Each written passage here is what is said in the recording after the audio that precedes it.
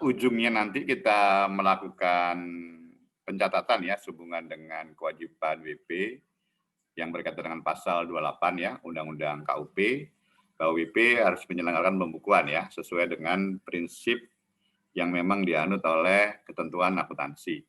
Tapi nanti untuk perhitungan pajak tentunya harus mengikuti ketentuan Undang-Undang Pajak. Nah, makanya pada saat seperti itu WP diharapkan melakukan apa? Rekonsiliasi. Apakah akun-akun yang ada di mana? Laporan keuangan komersial sudah sama belum? Sudah selaras belum? Atau sudah sejalan belum dengan ketentuan perpajakan? Dengan kata lain, kalau ternyata di dalam ketentuan perpajakan diatur tersendiri yang ternyata berbeda dengan ketentuan di akuntansi, maka WP harus melakukan koreksi untuk itu. Itulah yang kita lakukan ya dalam melakukan rekonsiliasi ini. Ya.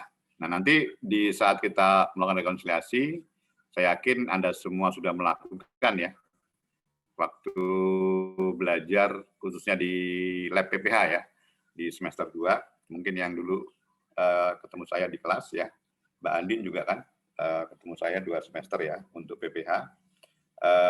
Di situ Anda sudah coba untuk melakukan perhitungan ya sesuai dengan ketentuan perpajakan yang berlaku. Lalu apa yang Anda lakukan kalau tidak sesuai? Anda akan melakukan yang namanya apa? Koreksi fiskal ya, atau sering kita sebut dengan apa? Korfis ya. Nah, koreksi itu nanti bisa koreksi positif dan koreksi negatif ya. Koreksi positif tentunya nanti ada potensi WP akan membayar pajak lebih besar. Sebaliknya kalau koreksi negatif, WP punya potensi bayar pajak lebih kecil seperti itu. Ya, seperti itu berkaitan dengan apa? Koreksi fiskal. Nah, nanti ternyata koreksi tidak hanya melulu itu ya. Mungkin dulu sudah pernah saya singgung ya, walaupun nggak langsung saya nyatakan, saya berikan ya, karena hanya mengklasifikasi koreksi itu hanya positif negatif saja. Walaupun ternyata nanti klasifikasinya ada yang lain ya, berhubungan dengan akuntansi ini, yaitu nanti kita akan menyatakan apakah itu koreksinya adalah beda tetap atau beda waktu ya. Ya, nanti akan saya jelaskan ya, apa perbedaan koreksi beda tetap beda waktu. Nah, setelah kita melakukan rekonsiliasi, lalu kita nanti akan mendapatkan penghasilan itu atau penghasilan kena pajak. Artinya di situ kita sudah siap untuk menghitung PPh. Ya, artinya di situ kita bisa langsung melakukan perhitungan sesuai dengan ketentuan yang berlaku, ya, tarif ataupun yang lain.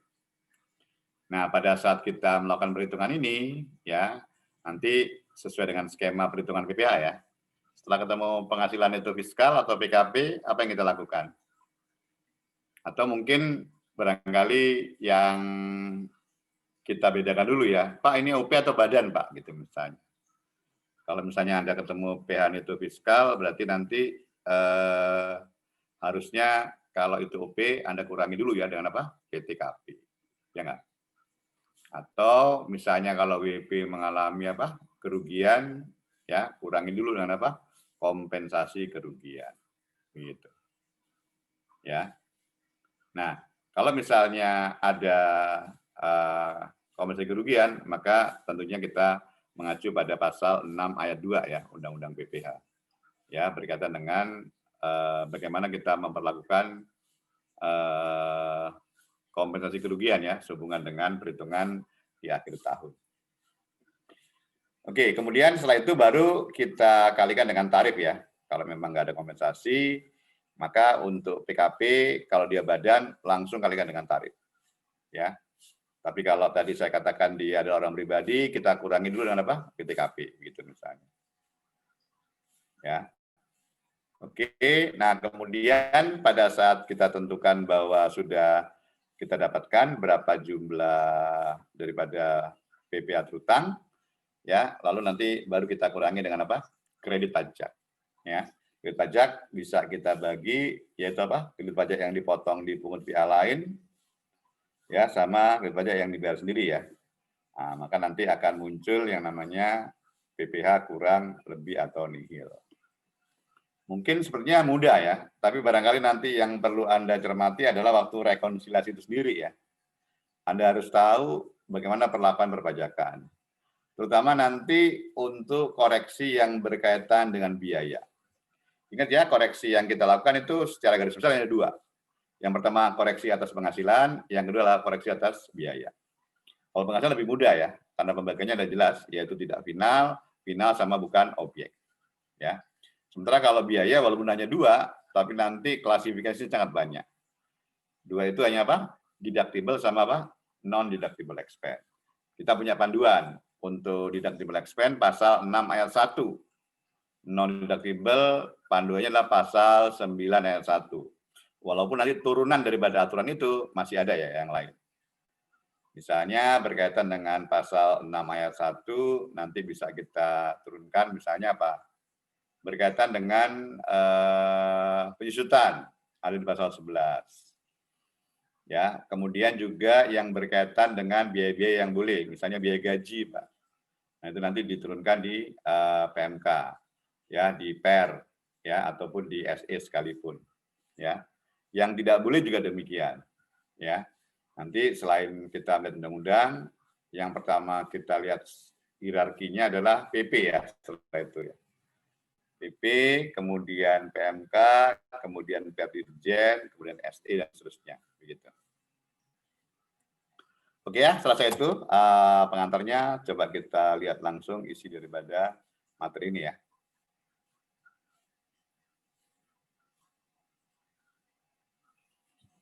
Oke ya, jadi apa perbedaan laporan keuangan komersial dan fiskal? Sebenarnya kalau kita bicara istilah, yang namanya laporan keuangan fiskal itu tidak ada ya. Kalau kita sebut laporan keuangan komersial ada 5 kan, sesuai dengan ketentuan yang ada di SHK. Ya, yaitu apa? Laba rugi, neraca, perubahan modal, arus kas, dan CALK. Kalaupun yang menggunakan FRS, mungkin ada satu lagi yaitu apa? Laporan komprehensif yang itu. Jadi kalau kita bicara laporan keuangan fiskal, yaitu istilah aja bahwa apa yang menjadi laporan keuangan komersial kita rubah menjadi laporan yang bisa kita hitung pajak. Atau dengan kata lain, bahwa laporan keuangan yang telah disusun sesuai dengan SHK yang berlaku, itu bisa berubah untuk kepentingan menghitung pajak. Berubah itu bisa naik atau turun ya, sesuai dengan koreksinya tadi. Begitu. Lalu tujuannya apa Pak, laporan keuangan ini? Ya, kalau kita bicara komersial, sangat banyak ya. Tergantung penggunanya kan. Siapa Pak pengguna laporan keuangan? Masih ingat ya? Waktu belajar di awal-awal akuntansi. Ya, Pak, saya adalah pimpinan perusahaan Pak. Apakah laporan keuangan itu perlu buat saya? Sangat perlu. Sebagai alat keputusan, sebagai bahan pertimbangan untuk memutuskan. Ya, keputusan apa Pak? Ya, misalnya dalam hal kalau saya mau mengembangkan usaha ekspansi, Pak. Ya, mau bikin pabrik baru gitu. Apakah saya layak bikin pabrik baru? Ataukah produk yang sudah ada saya tingkat aja? Nah, itu dari analisa akuntansi bisa dilakukan. Yang lain, Pak, siapa? Ya, mungkin yang paling gampang siapa? Kreditur. Ya enggak? Terbayang oleh Anda kalau bank waktu diminta oleh wajib pajak, karena si wajib pajak butuh duit, dia minta pinjaman kepada bank. Apa yang diminta oleh bank sebagai dasar nanti dia mau memberikan pinjaman tadi? Ya, yang diminta pasti apa sih performa perusahaanmu ini seperti apa? Performa bisa diukur dari apa?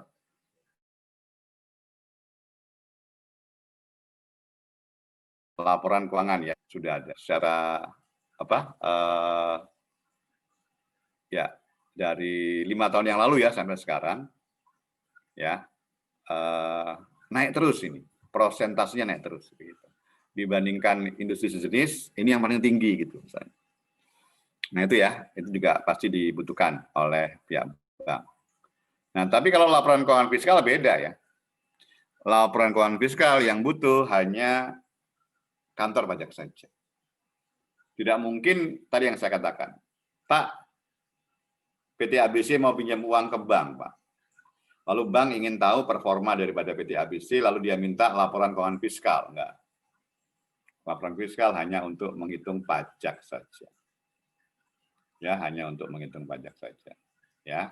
Kalau untuk PPH berarti untuk menghitung PKP, untuk PPN berarti menghitung DPP ya, atau dasar pengenaan pajak. Begitu. Oke, teruskan. Nah ini ya, jadi rekonsiliasi fiskal, pelaksanaan pembukuan berdasarkan kebijakan akuntansi umum. Kemudian perbedaan timbul terkait pengakuan pendapatan dan beban di laporan laba rugi. Ya, pengakuan pendapatan kenapa Pak? Kok berbeda? Ya pastinya karena kita mengacu kepada Undang-Undang PPH untuk itu. Maka mau nggak mau WP harus apa? Melakukan penyesuaian, melakukan rekonsiliasi untuk memperoleh berapa laba yang seharusnya sesuai dengan ketentuan perpajakan. Atau bisa kita sebut dengan laba fiskal ya. Atau tadi ya, penghasilan kena pajak untuk itu.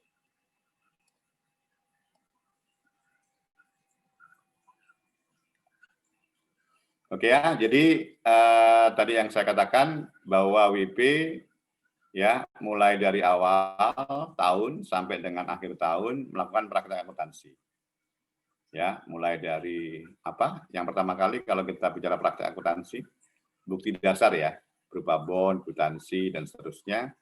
Kita catat, masuk buku harian, lalu kita jurnal, masuk buku besar nanti bikin neraca saldo dan seterusnya sampai bikin laporan keuangan terakhir. Ya. Nah, kemudian apakah itu sudah bisa dipakai Pak untuk menghitung pajak? Belum. Karena Pak, kita belum melakukan apa? Rekonsiliasi.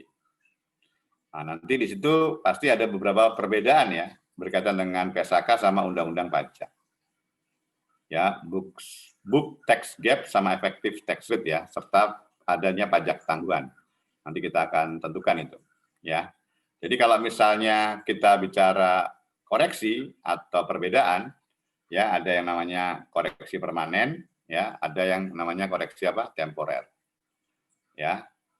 Jadi kalau misalnya kita melihat koreksi permanen ini adalah koreksi yang tidak terpulihkan. Atau koreksi ini kalau kita lakukan di tahun 2019 misalnya ya, maka koreksi itu tidak akan berubah di tahun-tahun berikutnya.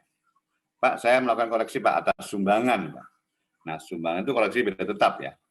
Artinya apa? Koreksi tidak akan berubah, yaitu terus. Artinya di tahun berikutnya tidak akan menjadi sebaliknya atau terpulihkan. Kalau tadinya koreksi positif, kalau terpulihkan itu menjadi koreksi negatif. Ya. Nah, beda dengan beda waktu atau beda temporer, di mana perbedaan tadi akan mengakibatkan pajaknya terpulihkan. Yang tadinya misalnya koreksi positif, nanti bisa berubah menjadi koreksi negatif. Dengan kata lain, koreksi yang akan dilakukan ya pada saat di tahun berjalan, ternyata nanti itu bisa menjadi sama di tahun-tahun berikutnya. Kenapa begitu Pak? Ya, koreksi beda waktu umumnya dikarenakan ada beberapa hal. Misalnya, ya kalau di akuntansi kita mengenal yang namanya metode apa? Allowance ya. Apa allowance? Penyisian ya. Sementara kita tahu kalau di pajak ya tidak mengenal metode penyisian. Yang ada apa? Realisasi. Artinya kalau memang terjadi ya boleh sebagai biaya. Walaupun ada beberapa pengecualian ya. Ada yang memang boleh melakukan apa? Pencadangan untuk itu.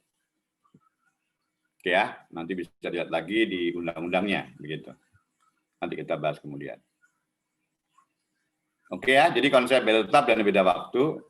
Jadi beda tetap adalah perbedaan antara laba akuntansi dan penghasilan kena pajak yang disebabkan oleh ketentuan perpajakan. Ya, tidak akan menimbulkan permasalahan akuntansi dan tidak memberikan pengaruh terhadap kewajiban perpajakan, itu yang saya katakan. Di masa yang akan datang.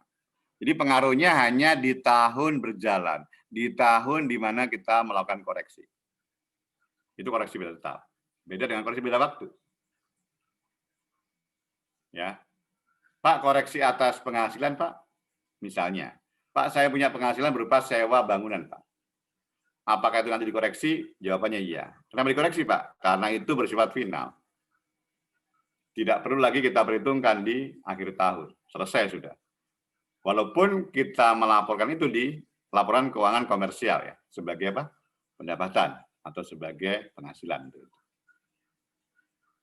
Nah, pertanyaannya adalah apakah nanti koreksi itu akan berpengaruh, Pak, di tahun yang akan datang? Jawabannya tidak. Kenapa begitu, Pak? Karena koreksi itu hanya dilakukan di tahun tersebut. Tidak akan terpulihkan di tahun yang akan datang. Begitu. Ya, itulah yang kita sebut dengan apa? Koreksi bila tetap ya. Tidak akan menimbulkan permasalahan akuntansi dan tidak memberikan pengaruh terhadap kewajiban perpajakan di masa yang akan datang.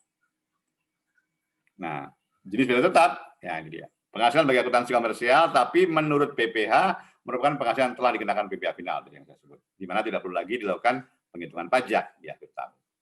Juga termasuk yang berkaitan dengan kalau di akuntansi komersial disebutkan bahwa itu sebagai penghasilan ya, tapi di pajak bukan merupakan objek. Penghasilan tapi bukan merupakan objek. Ya.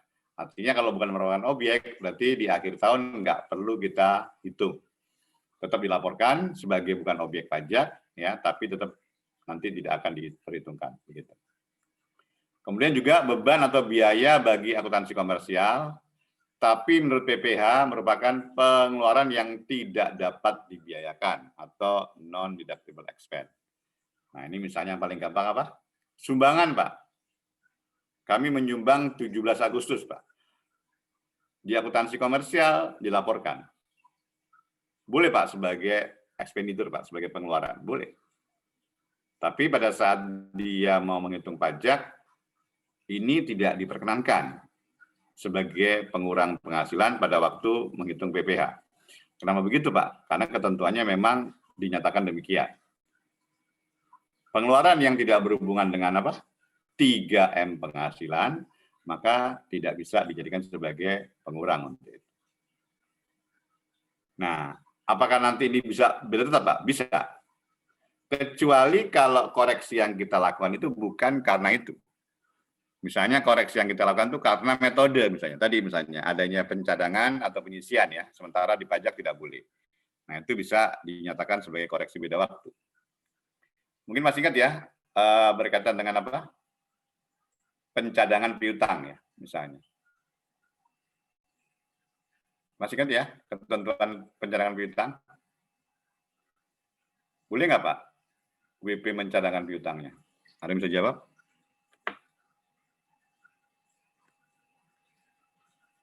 Halo?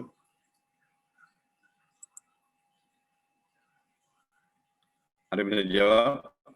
Boleh nggak WP mencadangkan piutangnya?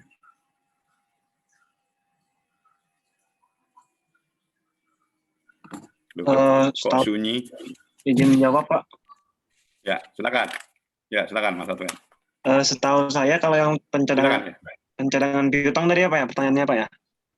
Kalau pencadangan piutang itu yang boleh itu cuman ada bank, habis itu lembaga penyimpanan masyarakat, bisa apa ya? Ada 4 kalau nggak salah yang di Undang-Undang pasal 9.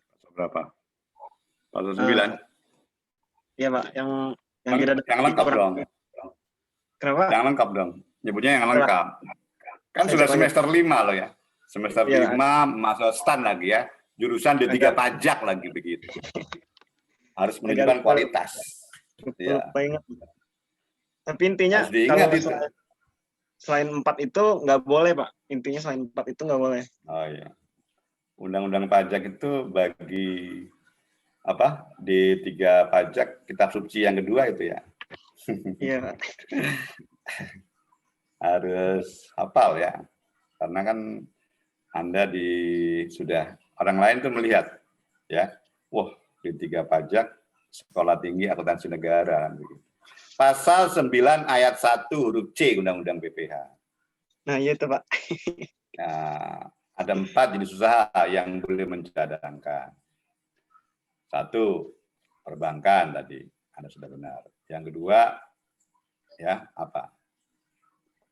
penyimpanan. Pembiayaan konsumen. Pembiayaan konsumen, Pak.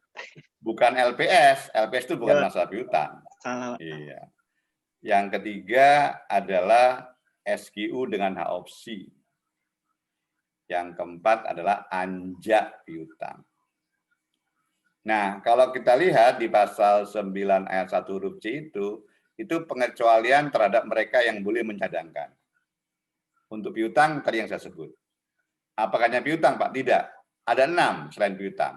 Piutang yang pertama. Ada untuk usaha asuransi. Ada untuk LPS. Ada pencadangan sehubungan dengan reklamasi. Sehubungan dengan penanaman kembali. Sehubungan dengan satu lagi yaitu berkaitan dengan limbah industri. Ya, nanti lihat lagi ya. Oke. Saya masuk lagi ke slide. Oke, makasih Mas Adven telah menjawab. Iya, Pak.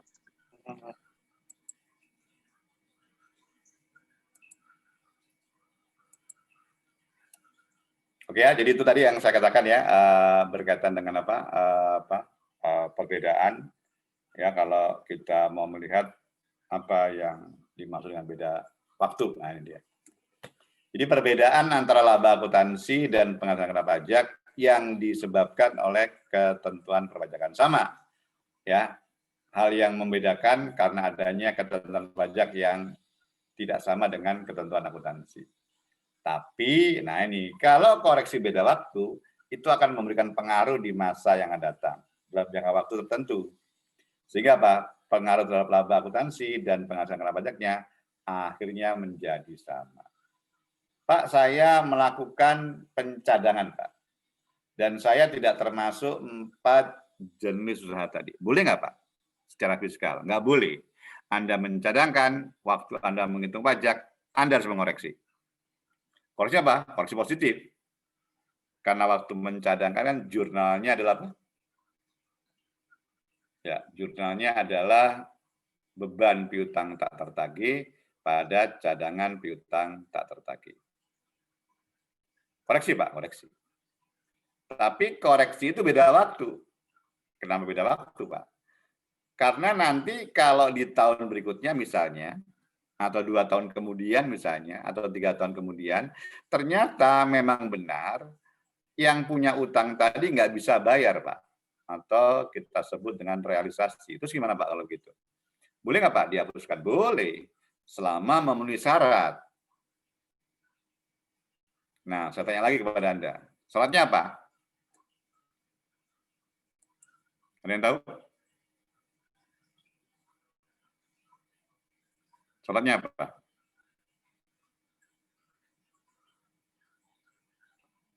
Loh, kok sudah lupa? Semester 5 loh, di 3 pajak. Halo?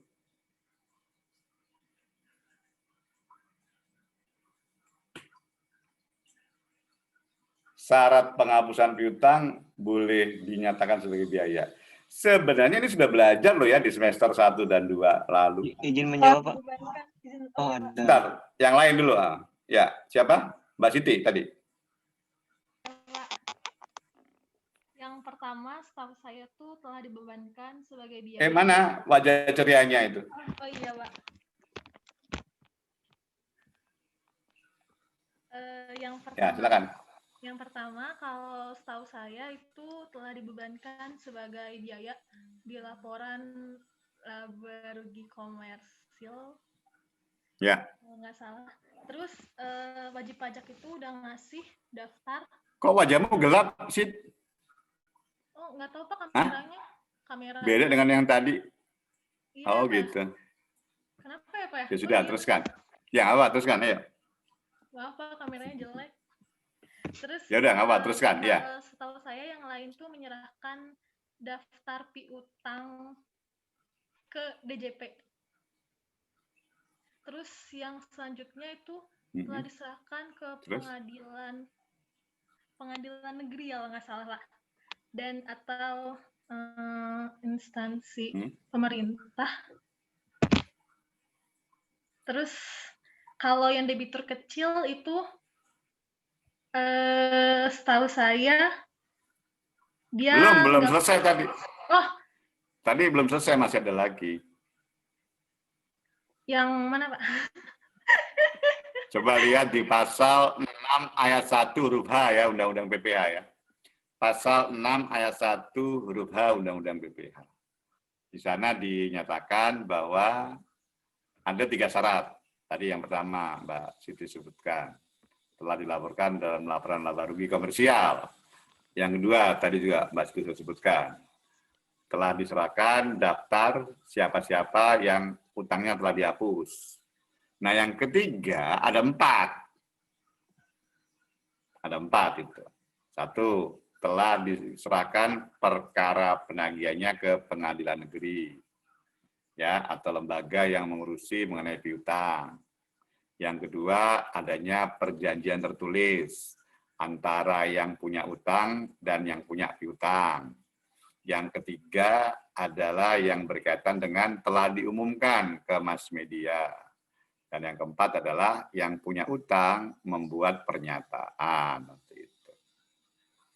Nah, ternyata untuk syarat ketiga ini yang ada 4, nggak harus dipenuhi semua ya, hanya salah satu saja.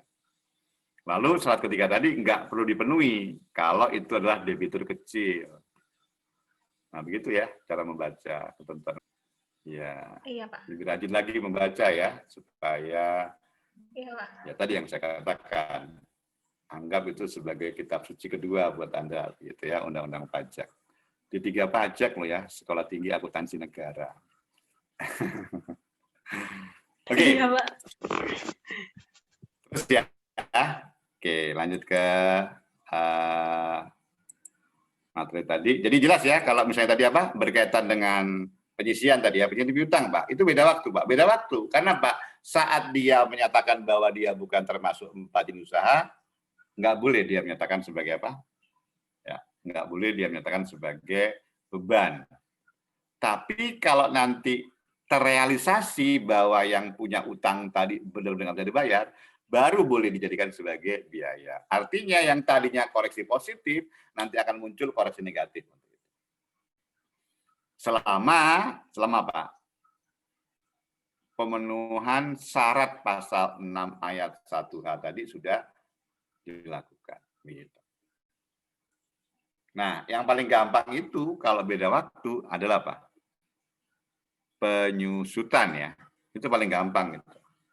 Kenapa paling gampang, Pak? Ya, karena penyusutan itu ya paling sering ya ditemukan atas beda waktunya. Kenapa begitu, Pak? Ya, 1, masalah masa manfaat. Bisa dipastikan ya, atau sering terjadi bahwa apa? Masa manfaat bisa apa? Berbeda-beda antara komersial sama fiskal. Karena di komersial tidak diatur ya.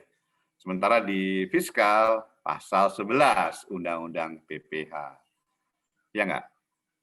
PMK 96 tahun 2009 sebagai dasar untuk menentukan kelompok daripada aktiva.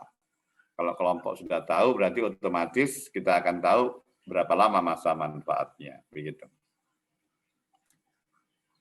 Nah ini tadi ya, penyisian cadangan.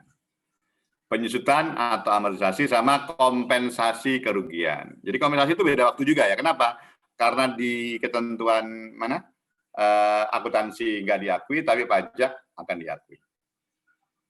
Ya, dan itu ternyata nanti menyebabkan koreksi beda waktu. Karena apa? Nanti akan terpulihkan sehubungan dengan adanya apa? Kompensasi tadi. Begitu.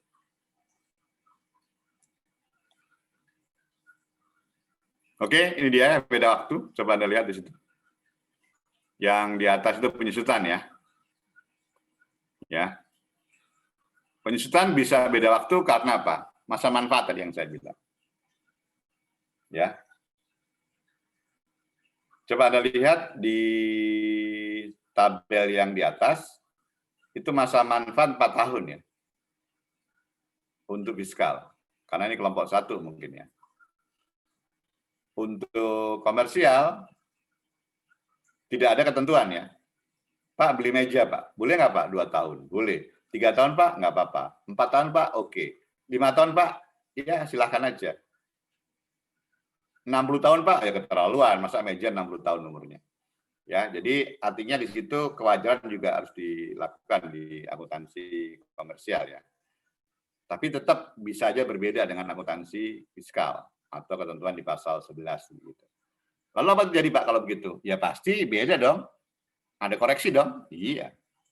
Tapi koreksinya beda waktu. Kenapa beda waktu, Pak? Karena apa? Nanti di akhir di mana ditentukan bahwa akuntansi komersial misalnya lebih lama, kalau ada jumlah itu koreksinya akan menjadi sama, kan?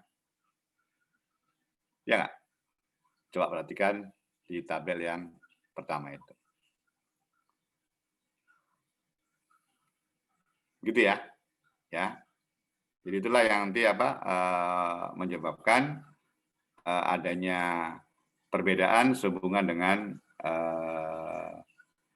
koreksi atas beda waktu. Pak, berarti kalau gitu koreksi beda waktu akan berpengaruh untuk hitungan pajak di tahun berjalan, Pak? Iya. Tapi nanti itu akan berpengaruh juga untuk tahun pajak yang akan datang. Hanya untuk yang akan datang ya. Artinya di sini disebutkan bahwa pembaca laporan keuangan harus diberitahu, harus diberi informasi bahwa nanti si WP ini punya potensi bayar pajak apakah lebih besar atau lebih kecil dengan adanya koreksi beda waktu tadi. Memang keperluannya apa Pak? Tahu pajak tahun yang akan datang lebih besar atau lebih kecil? Ya bisa macam-macam tergantung apa tujuan. Contoh misalnya, saya sebagai calon investor mau beli saham sebuah perusahaan. Lalu saya baca laporan keuangannya. Apa yang saya lihat ternyata di situ ada penyajian mengenai pajak tangguhan. Apa Pak? Mengenai kewajiban pajak tangguhan atau deferred tax liabilities. Ini muncul karena koreksi beda waktu tadi. Artinya nanti di tahun yang akan datang, WP ini akan bayar pajak lebih besar. Kalau saya tahu seperti itu, apa yang saya lakukan? Mungkin saya tunda ya, beli saham perusahaan ini. Loh, kenapa ditunda, Pak? Karena kalau dia punya kewajiban pajak lebih besar di tahun yang datang, maka apa? Maka nanti saya akan dapat dividen lebih kecil dong. Loh iya, labanya dia akan apa? Tergerus dengan koreksi tadi kan, dengan adanya koreksi beda waktu tadi kan, gitu. Ya, karena tadinya koreksi apa? Negatif, nanti akan menjadi apa? Koreksi positif. Maka muncul apa? Kewajiban pajak tangguhan untuk itu. Oke, kemudian beda waktu penyusutan ya. Ini saya rasa hal yang paling mudah ya untuk dipahami berkaitan masa manfaat sama metode tadi kan. Iya dong, 4 sama 5 tahun, Pak. Ya pasti berbeda. Tapi bedanya itu kalau kita jumlah akhirnya akan menjadi sama. Metode juga begitu, Pak. Sama-sama 4 tahun, Pak. Yang satu pakai yang satu pakai garis lurus, satu pakai saldo menurun, Pak. Mungkin tiap tahun beda ya, selama 4 tahun itu. Tapi coba dijumlah. Sama nggak nanti akhirnya jumlah penyusutannya? Sama pasti. Nah, itulah yang namanya apa? Koreksi beda waktu. Nah, ini. Namun secara total pada tahun terakhir nilai bukunya akan sama-sama nihil. Oke ya, ini untuk yang lain. Silakan ya, sebelum membaca tabel yang berikutnya, konsep mengenai tetap sama waktu. Kalau ada pertanyaan, monggo silakan.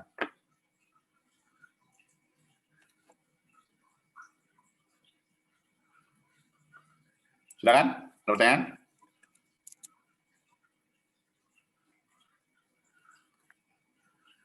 Yang lain mana suaranya? Izin bertanya, Pak. Nah, silakan. Restu, silakan Restu. Ya, Pak. Tapi nggak tahu, Pak, ini harusnya udah masuk materinya apa belum? Yang ya, kenapa? Ini, Pak.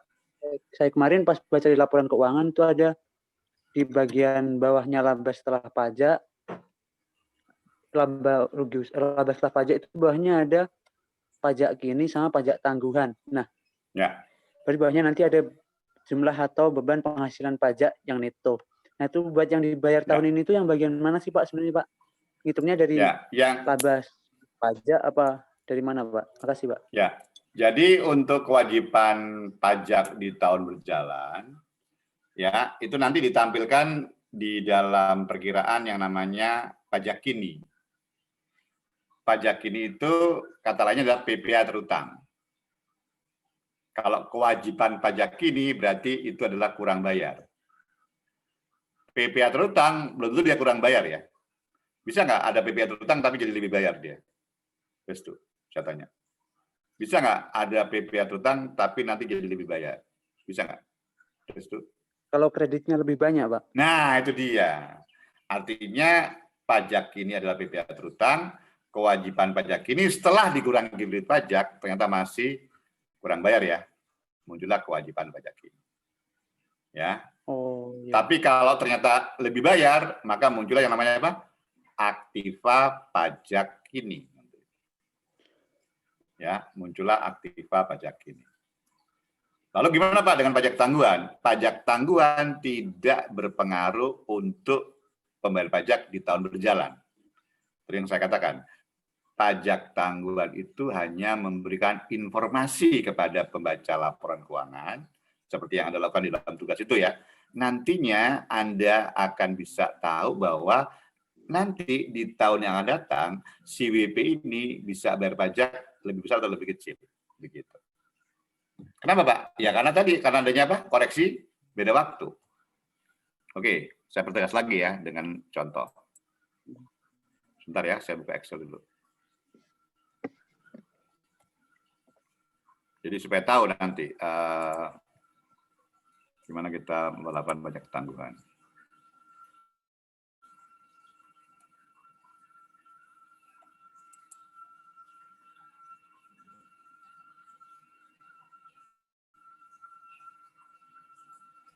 Pak, izin memastikan satu lagi, Pak. Ya, monggo. Kalau berarti ya kalau yang munculnya itu aktiva pajak kini, berarti di laporan keuangan nanti pajak kininya minus ya, Pak ya? Aktiva pajak kini? Iya. Ya kalau aktiva pajak kini berarti dia punya kelebihan pembayaran. Artinya dia masih ada hak untuk meminta. Tapi kan masih aktiva ya, belum berupa cash kan.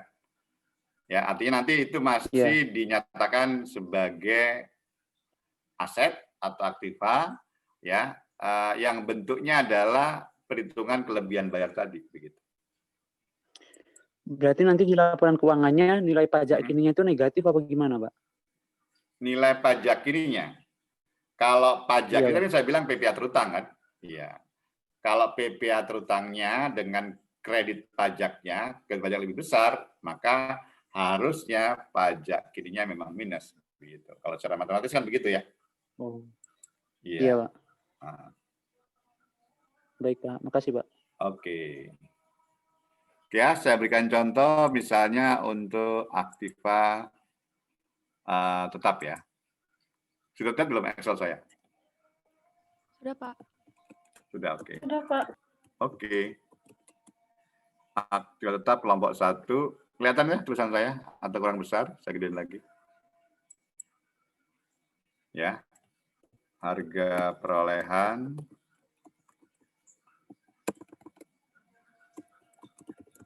Ya, misalnya saya sebut aja 6 juta. Ya, 6 juta rupiah. Kok 60? Kebanyakan. Ya, kemudian tanggal perolehan.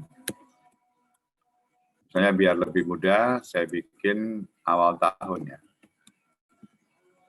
1 Januari 2016 misalnya. Oke, kemudian secara komersial dia susutkan selama 3 tahun. Boleh Pak? Ya boleh aja. Karena di SAK tidak mengatur secara spesifik ya. Aktiva ini berapa tahun. Kemudian fiskal, nah ini harus ngikutin undang-undang kan. Kelompok 1. Nah, berarti berapa? 4 tahun ya. Ya. Oke, sekarang kita hitung. Kita lakukan rekonsiliasi. Oke, ini tahun. Jadi nanti kita lihat apa? 2016, 2017, 2018, dan 2019.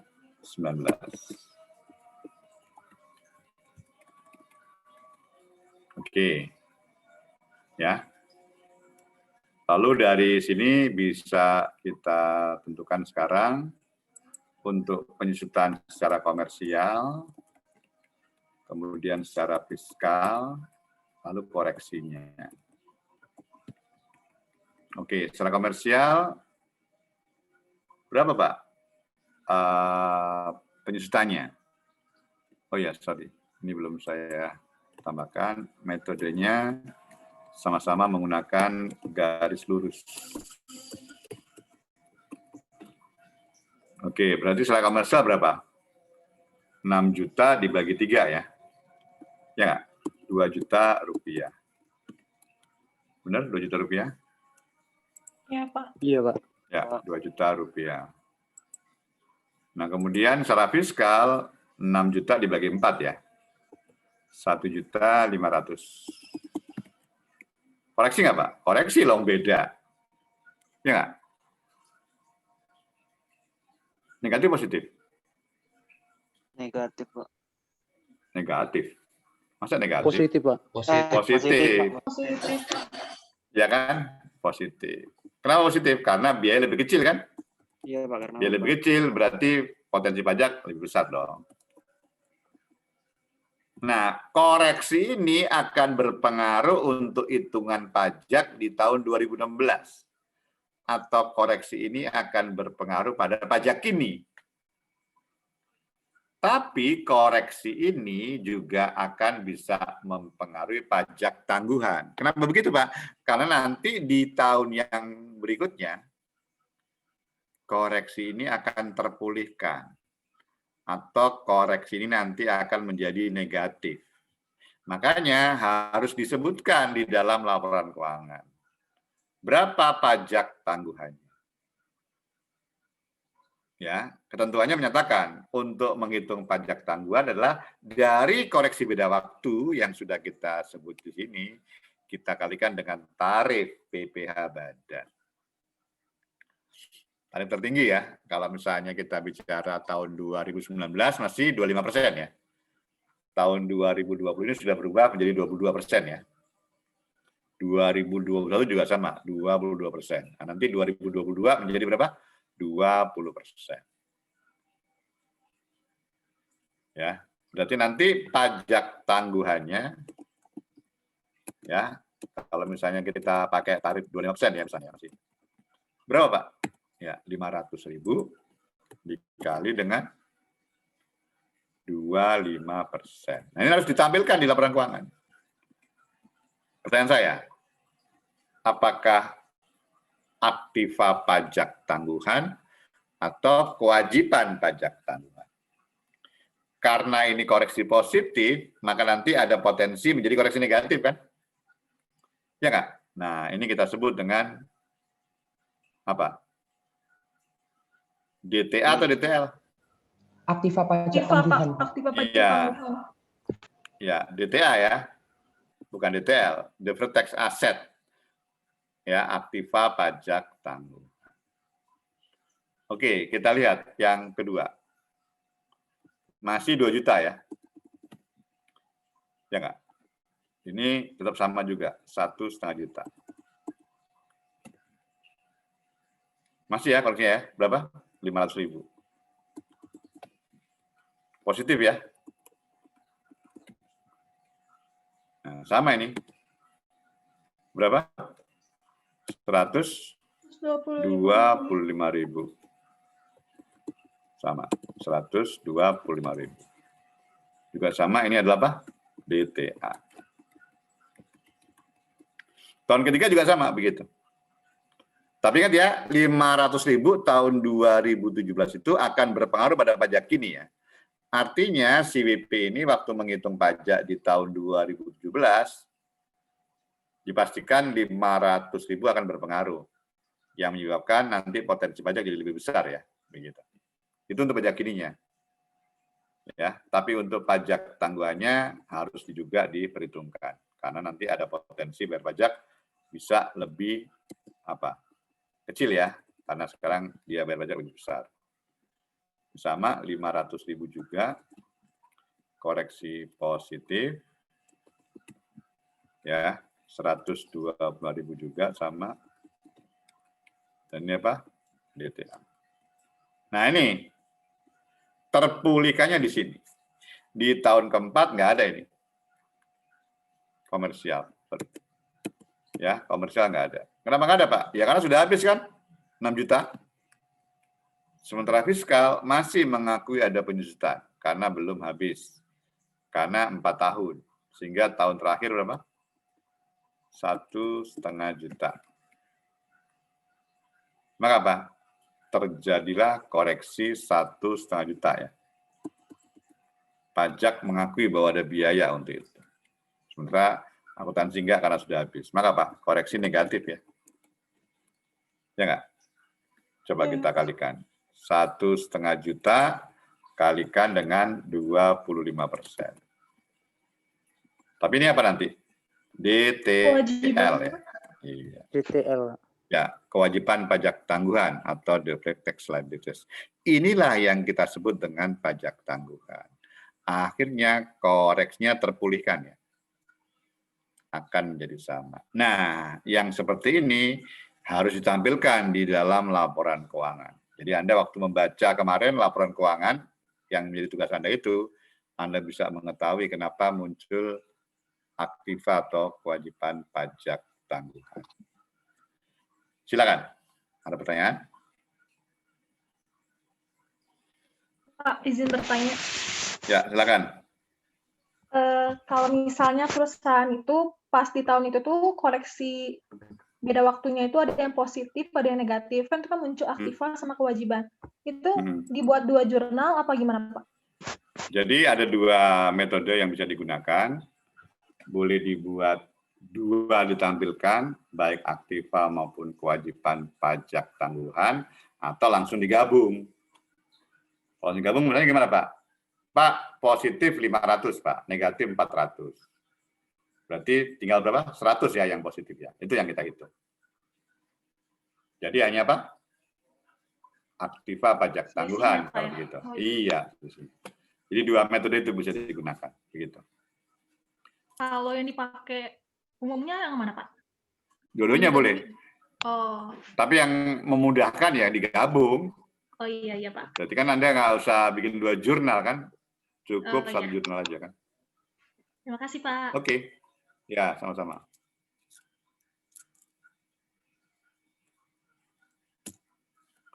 Yang lain silakan. Izin bertanya, Pak. Ya. Silakan, Mas Bram. Misalkan Pak, dia itu melakukan pembelian aktiva. Nah, itu di tahun 2018. Dia akan melakukan penyusutan itu katakanlah selama 5 tahun. Nah, 2018 sampai 2020 ini kan tarifnya katakanlah dia masih 25%. Nah, nanti di tahun depan itu kan ada wacana untuk perubahan tarif itu, Pak. Nah, berarti dia nanti tidak bisa terpulihkan sepenuhnya dong, Pak, kalau seperti itu kasusnya. Ya, nanti harus adjustment nanti begitu. Itu boleh, ada adjustment. Boleh, memang kenyataannya kan beberapa kali kan perbedaan tarif ada muncul. Saat Undang-Undang 36 2008 munculnya tarif tunggal kan jadi berbeda tarifnya. Dulu 30% maksimal kan ya, sebelum Undang-Undang 36 30%. Iya. PPh badan yang dipakai untuk menghitung pajak tangguhan menjadi 25%. Ya nggak apa-apa, itu nanti ada penjelasan. Ya itulah gunanya misalnya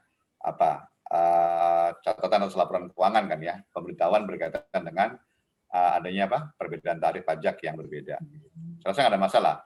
Yang penting nanti akan ada pemberitahuan khusus ya mengenai adanya perbedaan daripada tarif sehingga menyebabkan terpulihkannya tidak bisa muncul karena ada perbedaan itu tadi. Begitu.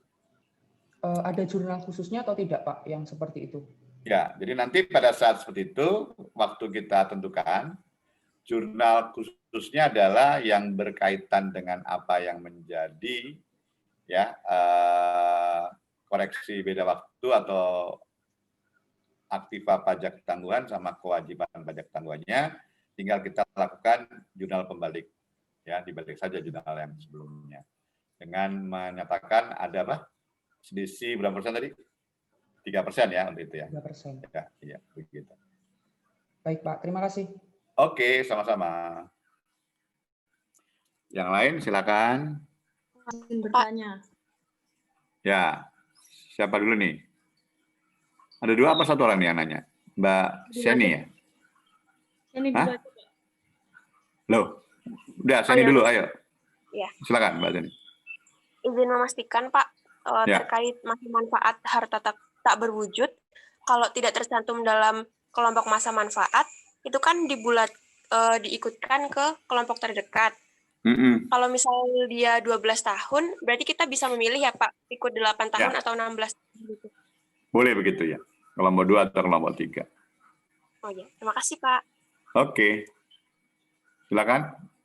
Wah, tadi lupa, saya ini nggak nampakkan wajah cerianya. Coba tanyakan dulu, saya tadi belum sempat melihat wajahnya Sheni. Nah, itu dia. Oke, sekarang Mbak Salsa, silakan. Mbak Salsa, tunjukkan wajah cerianya.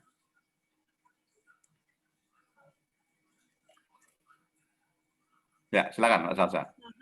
Misalkan ada perusahaan, katakanlah PT ABC itu memiliki penghasilan yang cuma berasal dari sewa bangunan, di mana sewa bangunan ini kan merupakan PPh final ya Pak, kena final. Nah, misalkan perusahaan ini menggunakan pembukuan berbasis akrual. Nah, apakah PT ABC ini perlu menerapkan aturan dalam PSAK 46 mengenai pajak tanggungan, Pak? Soalnya saya tadi kan baca di Ortax itu ada 2 pendapat, Pak. Yang pertama, tidak perlu menerapkan PSAK 46 karena perbedaan tadi itu merupakan beda tetap karena yang PPh final itu tadi. Nah, yang kedua, itu tetap harus menerapkan PSAK 46 karena pajak kini dan pajak yang dihitung berdasarkan akuntansi itu berbeda. Nah, itu yang benar gimana ya, Pak? Kalau menurut saya yang pertama ya, kalau menurut saya.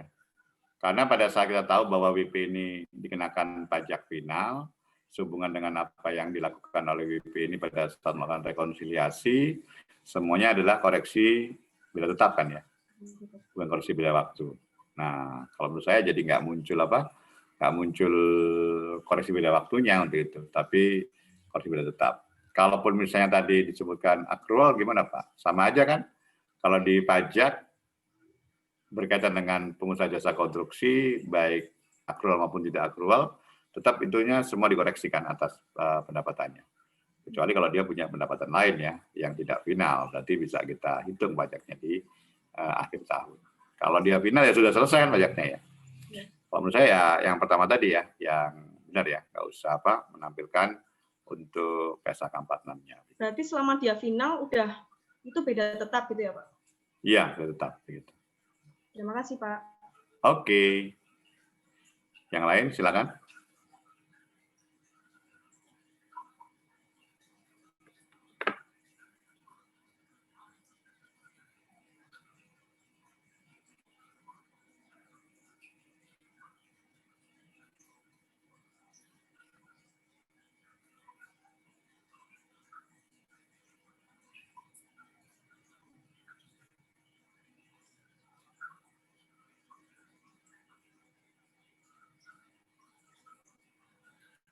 Silakan yang lain.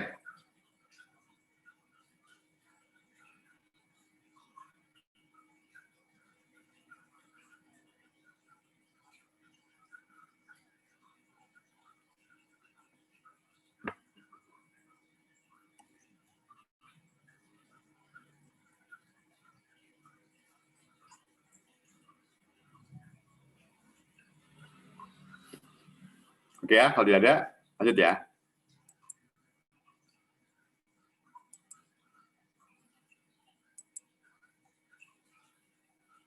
Nah ini ya, coba Anda baca sekarang semua yang berkaitan dengan apa?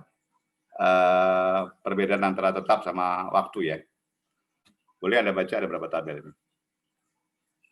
berapa halaman? 2, 3, 4, 5 ya. Coba Anda baca dulu, kira-kira mana yang perlu Anda tanyakan atau kita perlu diskusikan. Karena kalau satu persatu saya sebut ya cukup banyak ini. Ya mungkin kalau yang bisa saya sebut ya, atau saya rasa Anda juga pasti bisa memahami kan, berkaitan dengan potongan penjualan. Gitu. Pak, kalau misalnya potongan penjualan itu terjadi, mengurangi penjualan nggak Pak? Ya mengurangi. Tapi harus realisasi ya. Kenyataannya memang ada potongan penjualan, maka secara akuntansi maupun pajak nggak ada perbedaan, boleh saja.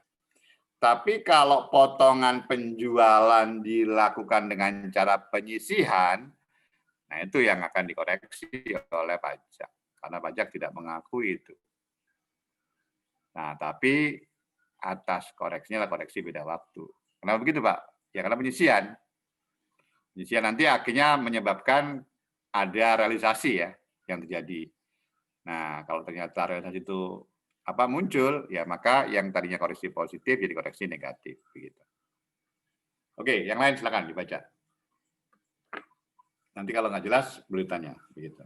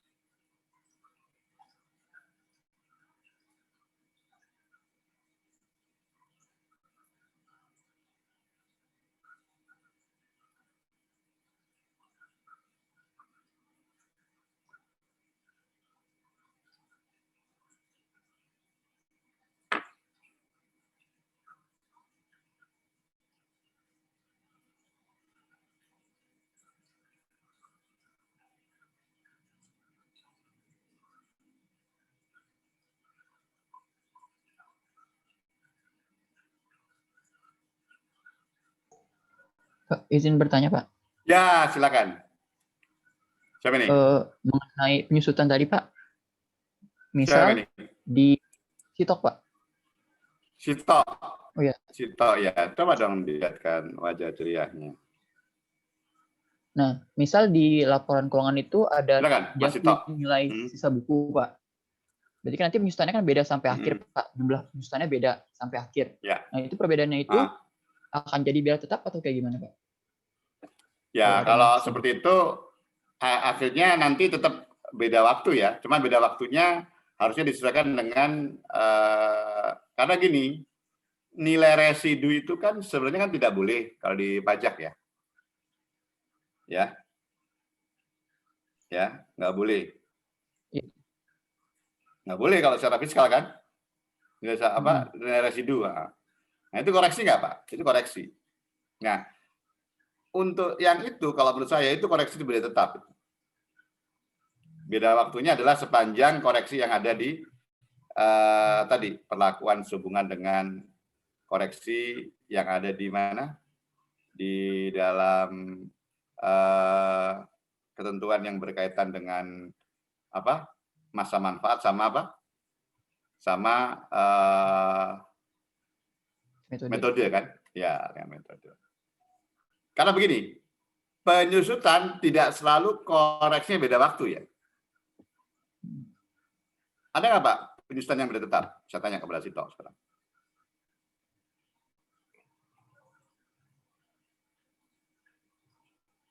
Penyusutan yang beda tetap.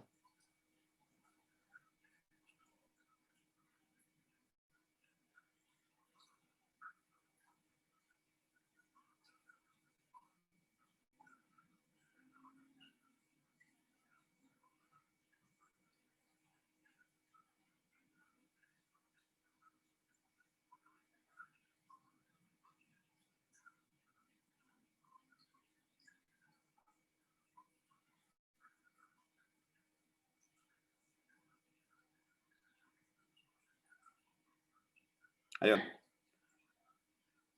Halo.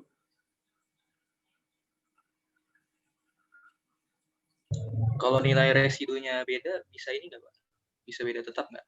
Oh iya, tadi sudah kita bahas. Oh. Yang lain maksudnya, jangan yang itu lagi. Oh. Iya. Mas Nadir, coba. Yang lain Mas Nadir, ada nggak?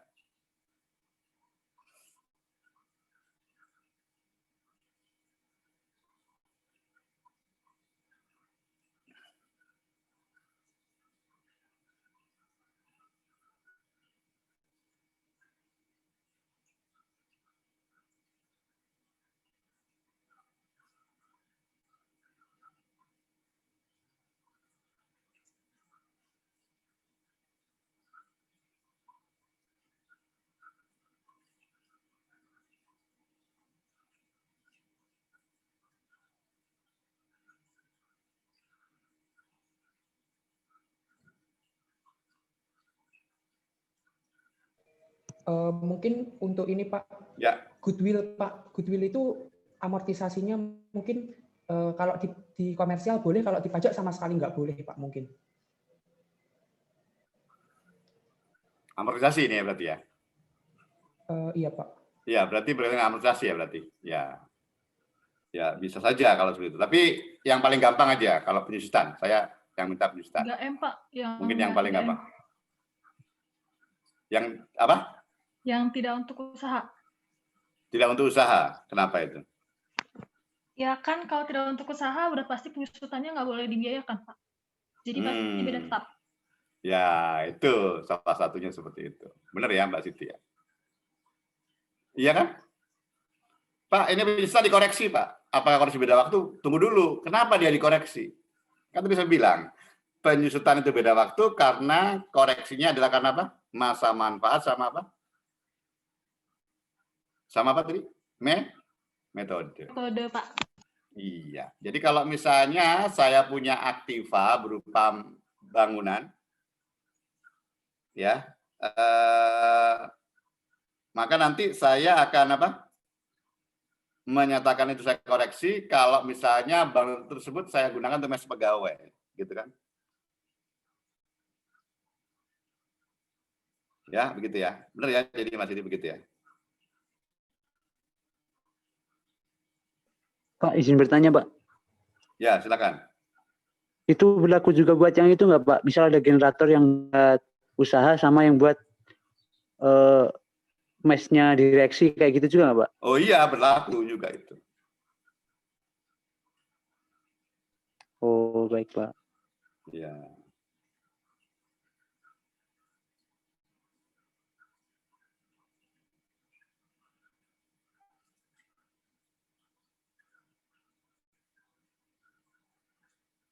Pak, mau izin bertanya?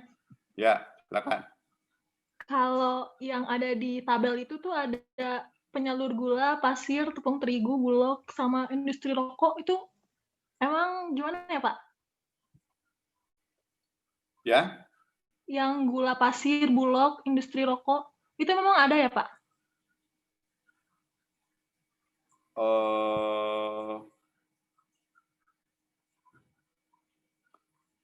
Kalau dulu memang ada ya, sekarang udah enggak. Enggak termasuk yang di bulan 322. Oh, itu zaman dulu ya Pak? Iya, iya. Oh iya, terima kasih banyak Pak. Oke.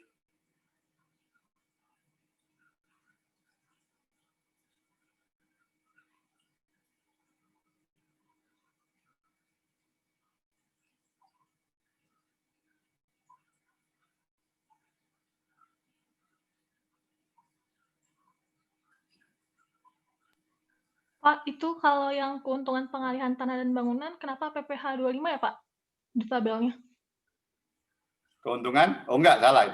Oh, salah ya. Makanya nanti sekalian Anda melihat ada yang perlu Anda koreksi. Apa tadi keuntungan apa? Tanah dan bangunan itu apa? PPh pasal 4 ayat 2 ya berarti? Iya. Sama PPh pasal 23 juga, Pak, ditulisnya. Ya, 2,5%, ya. Kasih banyak, Pak. Ya.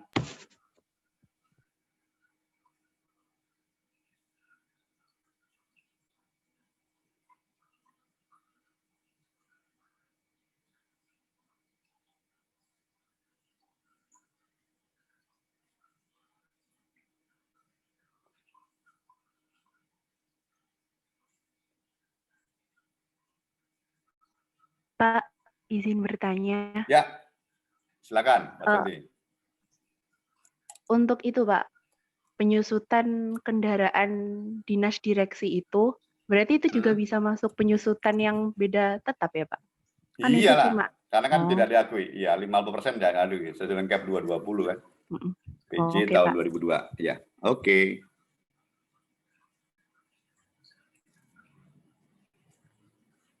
Ada lagi?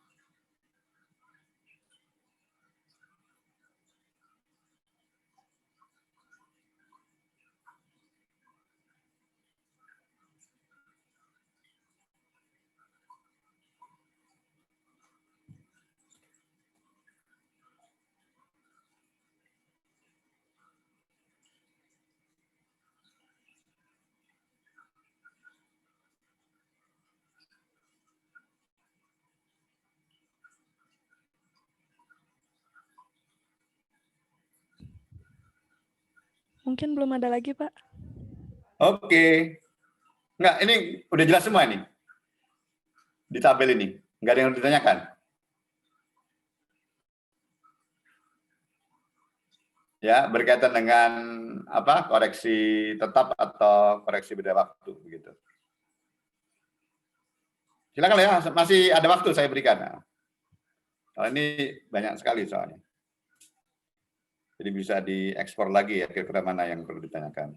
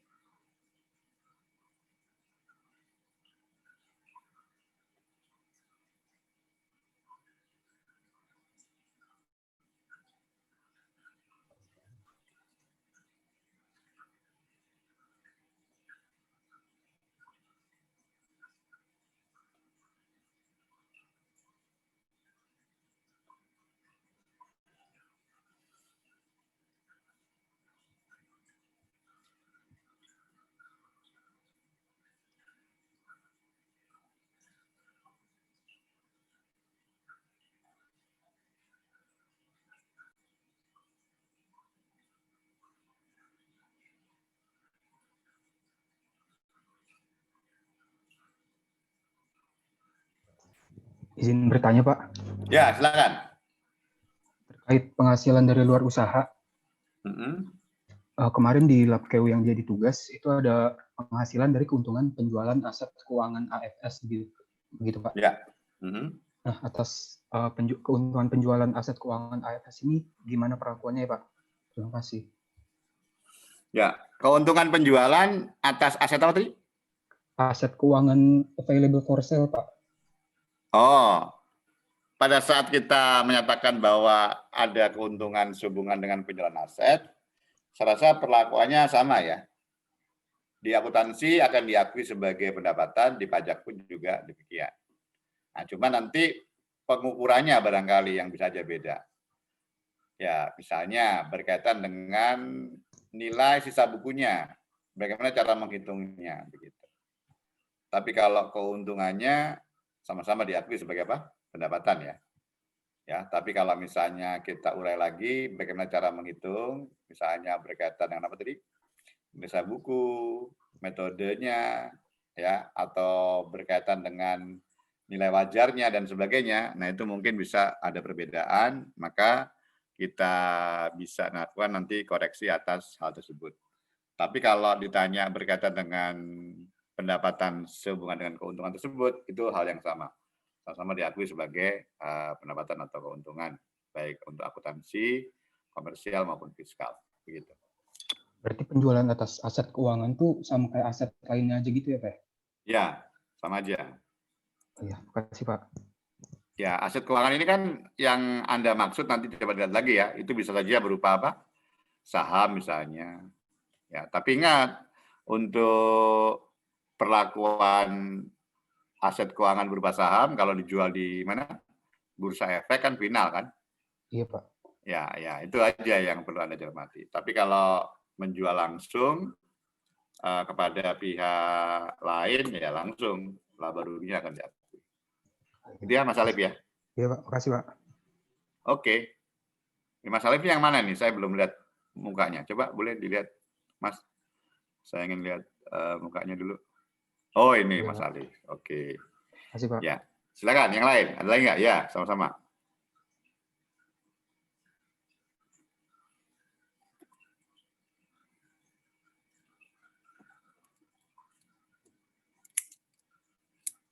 Ada yang lain? Udah jelas semua yang ada di situ berkaitan dengan koreksi tata waktu?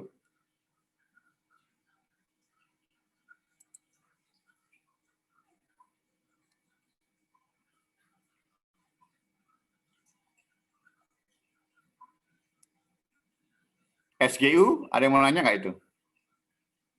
411. Saya sebenarnya tadi ingin tanya yang itu Pak, yang SGU itu. Ya, silakan, Mas Bram. Monggo, apa Mas? Maksudnya gimana ya Pak? Kok ini itu kalau yang penyusutan aktiva SGU itu kan, ya maksudnya kan perusahaan pasti akan menyusutkan itu Pak. Kalau SGU dengan hak opsi. Termasuk juga bunganya dia nanti juga dia akan mengaku itu sebagai biaya. Tapi maksud dari jumlah pembayaran itu gimana ya Pak? Kok di akuntansi itu bukan biaya, tapi justru di pajak menjadi diakui biaya deductible itu maksudnya bagaimana ya Pak? Ya. Terima kasih. Jadi ya oke. Yang pertama ini dulu ya Mas Bram ya, harus kita pisahkan dulu. Yang namanya SGU itu ada dua belah pihak ya. Lesor sama lesi kan, itu dulu yang perlu Anda tentukan. Untuk perlakuan perpajakan sehubungan dengan akuntansi lesor nggak ada perbedaan. Ya, artinya secara akuntansi maupun fiskal akan sama, nggak ada koreksi. Nah ini adalah untuk siapa? Untuk lesinya ya. Ya untuk lesi. Ya itu harus pastikan dulu. Mungkin Anda tahu ya, mungkin teman-teman yang lain belum tahu. Saya pastikan dulu ya, supaya terarah ke sana, bahwa ini untuk siapa? Untuk lesi. Gitu. Baik, Pak. Nah, kalau untuk lesi, pada saat dia melakukan penyusutan, kenapa tidak boleh diakui, Pak, sebagai biaya? Ingat, yang namanya SGU dengan hak opsi itu berarti belum ada kejelasan ya. Siapa nanti yang akan memiliki barang tersebut. Karena apa? Karena nanti masa leasing berakhir, bisa iya, bisa tidak kan. Si lesi bisa ngambil itu aktiva atau mengembalikan kepada lesor kan. Nah itu dia yang membuat pajak merasa bahwa harusnya si lesi tidak boleh melakukan penyusutan atas aktiva tadi. Itu alasannya kenapa. Loh Pak, kalau gitu gimana kita menjadikan itu sebagai biaya Pak? Sementara kan kami sudah keluar uang untuk itu. Nah, untuk itulah maka apa yang menjadi pengeluaranmu, yaitu apa? Pokok angsuran plus bunga, itu boleh jadi biaya. Nah, kalau di mana akuntansi, ya, lesi membayar pokok angsuran sama bunga, pokok angsuran itu dianggap sebagai utang piutang, ya. Ya, maka di akuntansi itu bukan sebagai biaya. Tapi kalau bunga SGU, ya memang itu sebagai apa? Pengeluaran, ya. Ya, bukan utang piutang, dalam arti dia harus apa? Membayar untuk itu karena dia seolah kayak minjem uang, kan. Maka itu apa? Boleh sebagai biaya untuk bunganya. Jadi di dalam akuntansi komersial, bunga itu tetap boleh sebagai biaya, yang tidak boleh sebagai biaya hanyalah apa? Pokok angsurannya saja. Gitu. Tapi kalau di dalam akuntansi pajaknya, baik pokok angsuran maupun bunga, dua-duanya boleh sebagai apa? Biaya untuk itu. Nah, Pak, di sini kok disebutkan non-deductible, Pak? Artinya nanti akan dikoreksi, ya, dikoreksi dulu ya, positif. Nanti akan dikoreksi lagi di saat melakukan apa? Jumlah pembayaran ini. Ya, jadi seolah ngoreksinya 2 kali. Ya, jadi jangan bingung di sini kok non-deductible, Pak, bunga itu. Harusnya tetap jadi deductible, karena apa? Nanti bunganya itu akan menjadi koreksi di dalam jumlah pembayar. Karena apa? Jumlah pembayaran keseluruhan, yaitu pokok angsuran plus bunga, itu boleh sebagai biaya. Jadi jumlah pembayaran ini adalah apa tadi saya katakan? Pokok plus angsuran, ya. Kalau menurut saya untuk apa? Ketentuan perpajakan begitu. Ya, pokok plus bunga. Baik, Pak. Terima kasih banyak, Pak. Oke, sama-sama.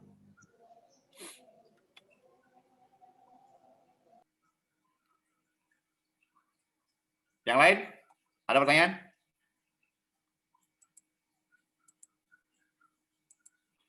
Kalau tidak ada, lanjut ya. Kita masuk lagi. Berarti sudah semua ya, sudah jelas ya mengenai tetap sama sementara ini.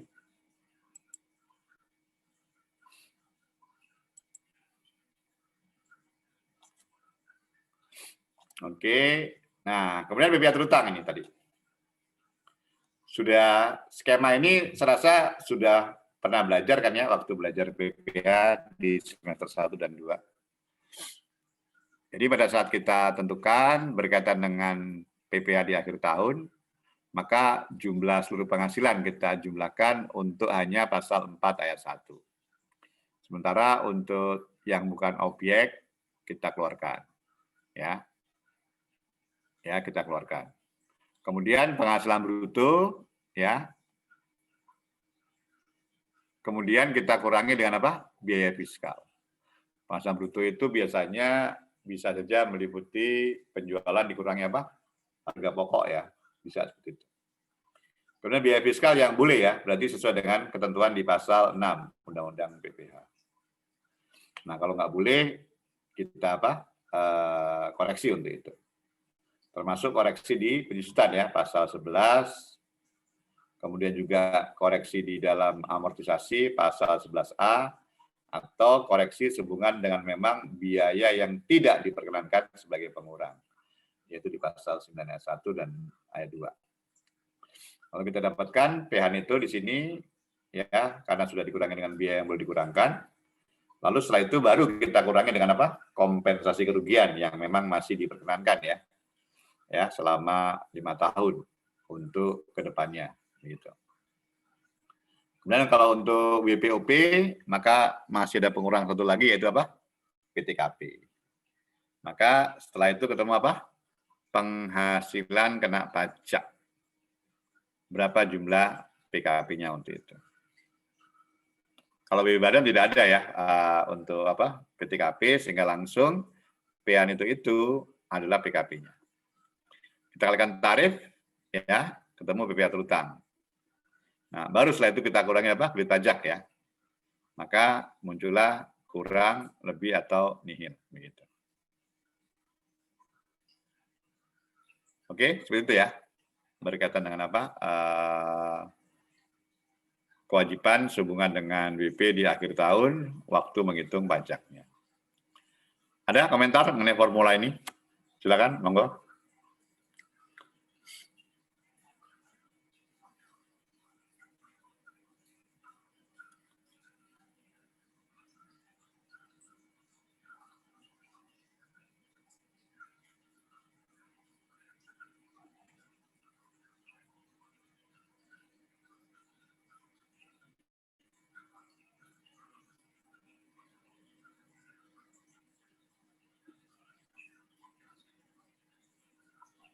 Pak, izin bertanya lagi, Pak.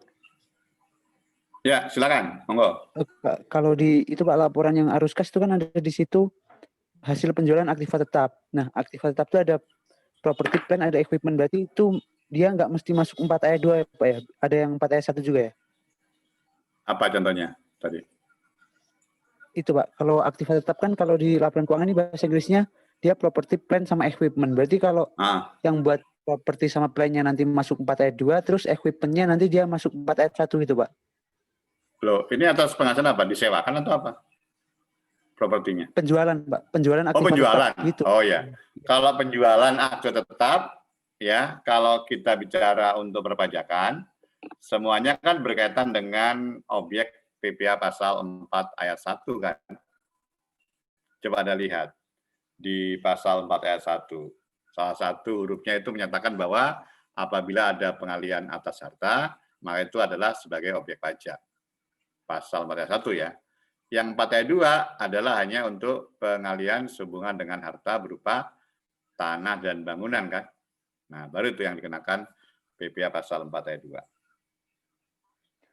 Berarti yang hasil penjualan aktiva tetap di laporan keuangan ini belum tentu semuanya masuk 4 ayat 1 semua, belum tentu 4 ayat 2 semua gitu kan, Pak? Ya, tergantung melihat apa saja aktivanya. Oh, baik, Pak. Oke. Silakan, yang lain ada?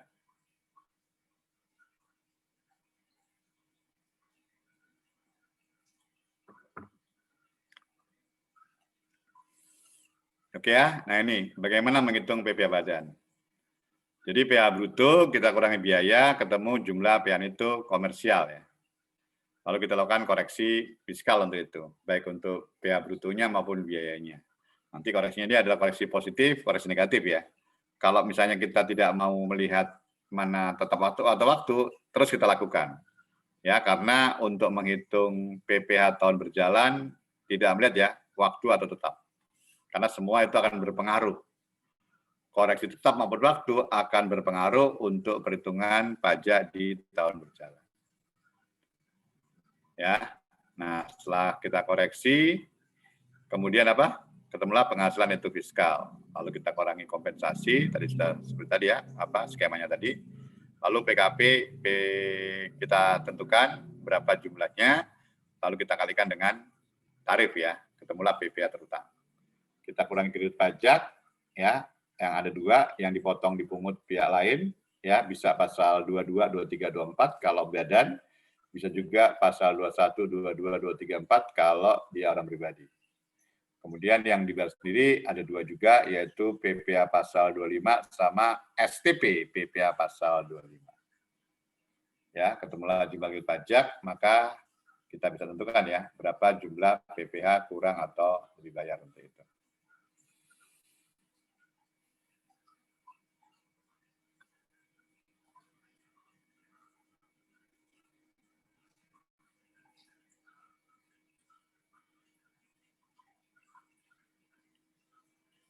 Oke, ini ya sama dengan tadi ya, terasa untuk perhitungan PPh badan.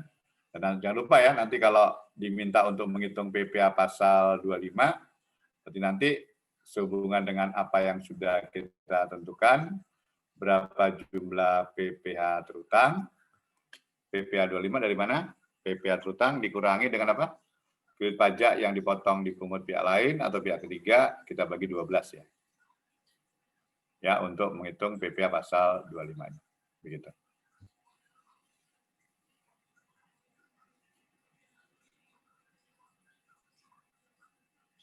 Oke, untuk tarif ya, ini saya rasa tahu semua kan ya, tarif yang digunakan.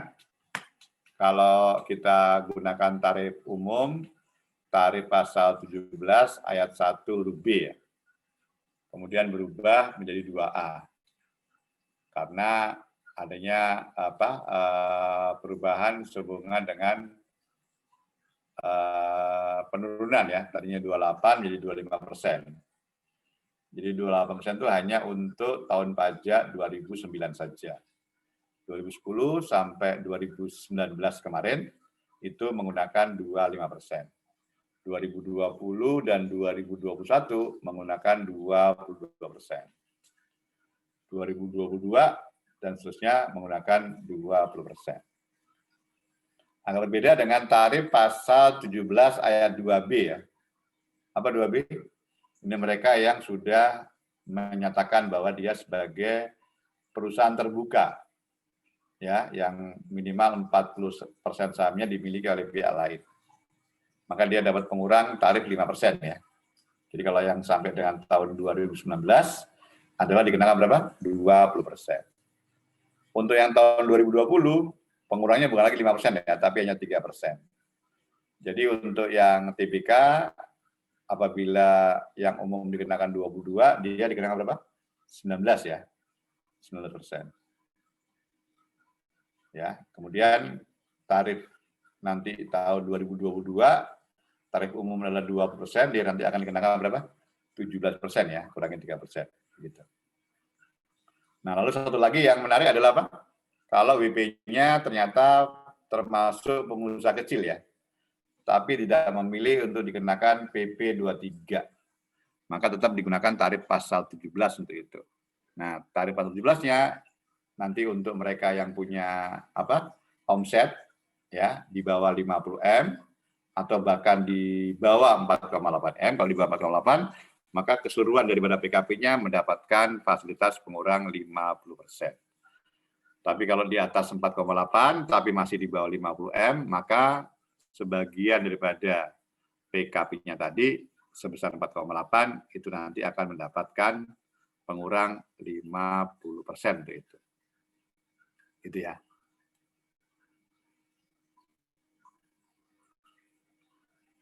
Rasa bisa kan ini? Mudah kan ini? Udah pernah dapat ya waktu belajar PPh badan, waktu di semester 1 dan semester 2.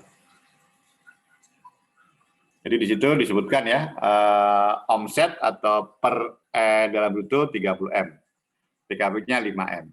Berarti WP ini punya omset di antara 4,8 dan di atas 4,8, di bawah 50 M ya. Jadi nanti ada bagian yang mendapatkan pengurang 50%, ada bagian yang tidak mendapat pengurang 50%. Yang dapat yang mana, Pak? Ya, bagian daripada 4,8 dari total omsetnya. Maka kita hitung 4,8 dibagi dengan total omset, ya dikalikan dengan PKP. Ya, total omset adalah 30 M, berarti 4,8 dibagi dengan 30 M, kalikan PKP-nya ya, atau 5 miliar.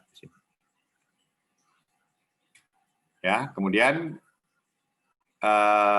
yang kita hitung ini, jumlahnya kita dapat, maka itulah nanti yang dapat pengurang 50% ya. Jadi kita kali berapa? 12,5%. Sisanya berarti berapa? 4,2 M tidak mendapat pengurang 50%. Jadi tetap utuh, kena tarifnya berapa? 25% begitu. Gitu ya. Kalau saya mudah kan ini, mengulang aja ya waktu belajar PPh badan dulu. Ada komentar? Silakan. Pak, izin bertanya. Ya, silakan. Kalau misalnya 31E itu kalau misalnya pakai tarif yang 2020 itu jadinya 11% ya, Pak?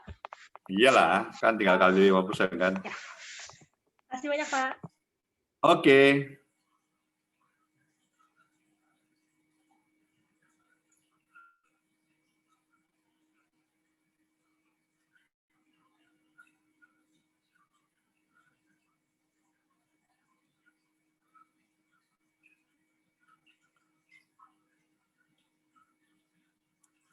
Oke, terus ya, kalau tidak ada.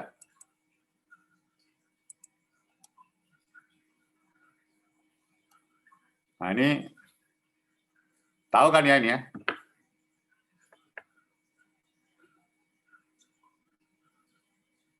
Penghasilan bruto 100M, PKP 40M, PPH 10M, benar ya?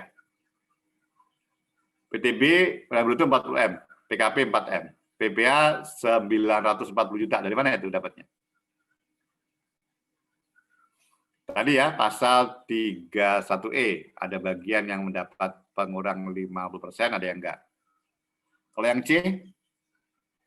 Yang C sama D kok beda Pak hasilnya? Sama-sama penghasilan bruto 3M. Ya, karena kalau yang C ini menggunakan tarif pasal 17, karena 3M, maka keseluruhan atas PKP-nya akan mendapat pengali 50%. Makanya kalikan 12,5% ya, atas 1 miliar. Sementara yang kedua, 3M itu dia ternyata menggunakan PP 23 ya, 2018. Ya kan? Coba kalikan. 3M kalikan 0,5% berapa? Benar nggak? 15 juta. Benar ya? Oke, jelas ini maksudnya? Oke ya. Nah ini nanti ya setelah kita tentukan PPh terutang, tarif kalikan DPP, lalu kita kurangi kredit pajak. Yang dipotong dipungut sama yang dibayar sendiri. Ya, nah nanti kalau ternyata PPh terutang lebih besar daripada kredit pajak, kurang bayar. PPh terutang lebih kecil, maka lebih bayar. Kalau sama, maka nihil. Begitu.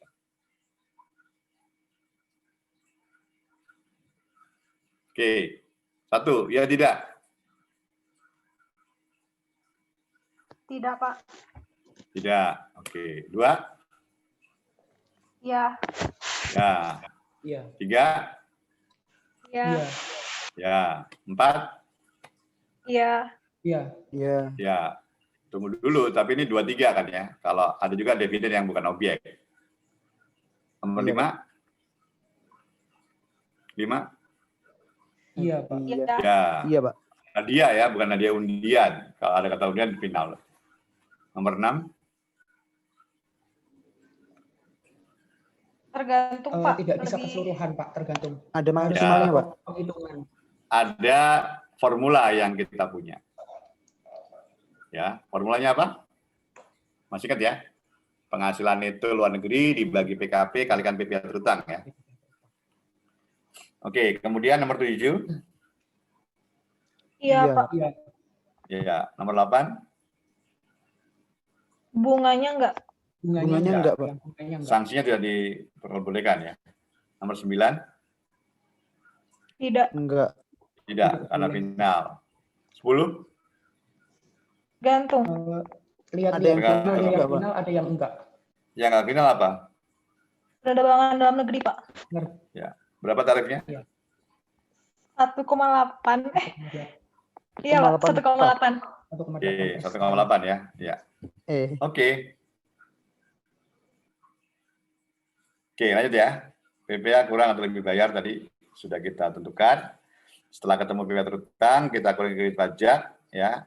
Lalu di situ nanti kita akan dapatkan PPh pemotongan pemungutan sama yang dibayar sendiri.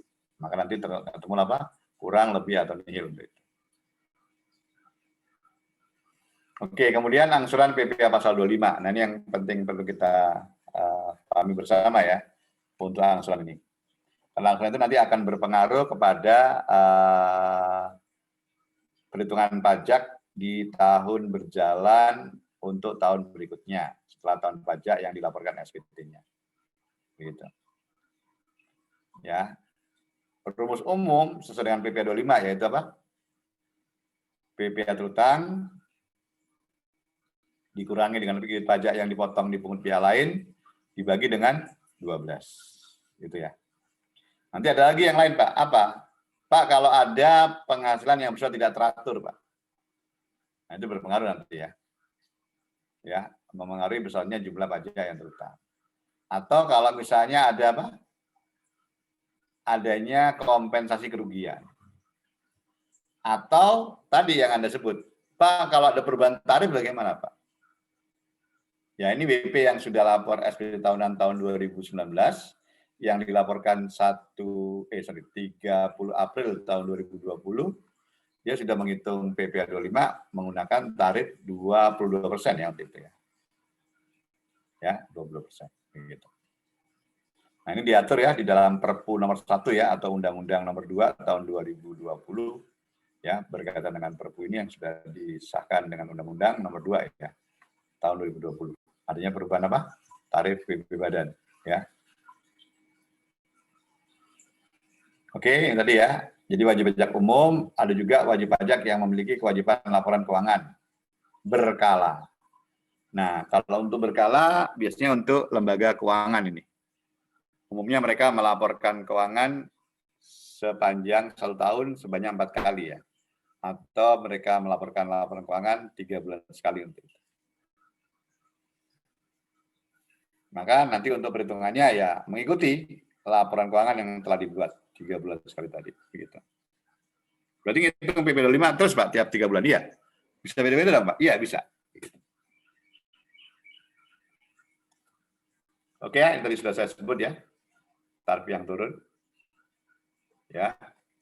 Jadi kalau untuk yang TBK, ya nggak lagi 5% ya ternyata, tapi 3% saja. Nanti yang terakhir, WP TBK akan dikenakan tahun 2022 adalah 17%.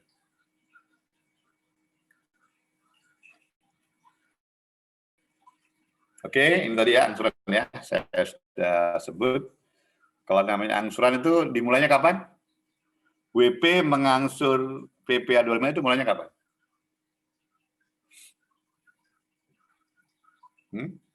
Kapan dimulainya?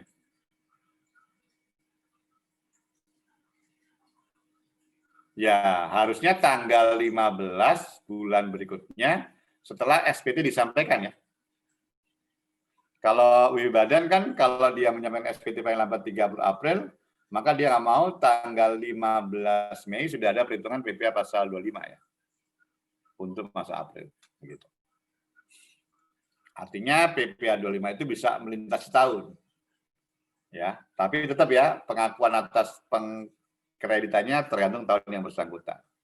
Artinya kalau saya menghitung kredit pajak pasal 25 untuk tahun 2019 adalah PPh pasal 25 yang saya bayar untuk masa Januari sampai dengan masa Desember.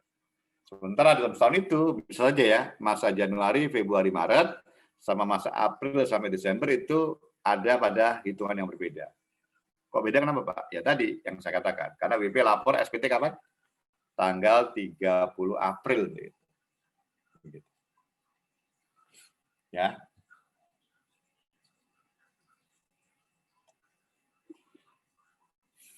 Oke ya, ini untuk apa namanya penyampaian SPT berkaitan dengan batas waktu ya. Ini ya tadi ya, kalau ada perubahan tarif ya, menjadi berapa? 22%. Saya rasa mudah aja ya, karena ini masalah matematis saja. Untuk perlakuan yang apa lain, saya rasa sama untuk itu. Hanya merubah matematisnya aja.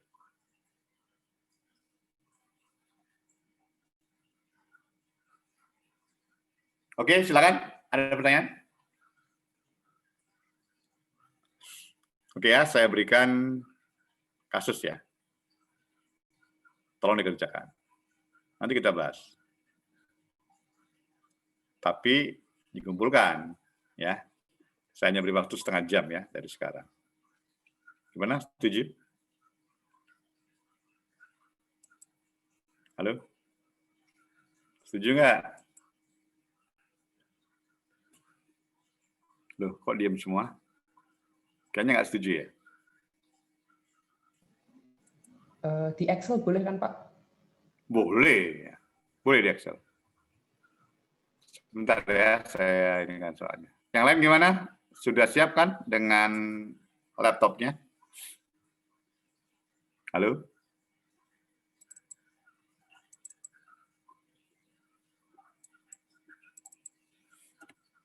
Oh ya, tadi saya agak sedikit lupa untuk menjelaskan jurnal atas pajak ketangguhan ya. Tapi yang jelas tadi kalau misalnya koreksi apa? Positif ya. Bentar, saya tunjukkan X-nya dulu tadi. Maaf ya, saya tunjukkan X-nya dulu tadi.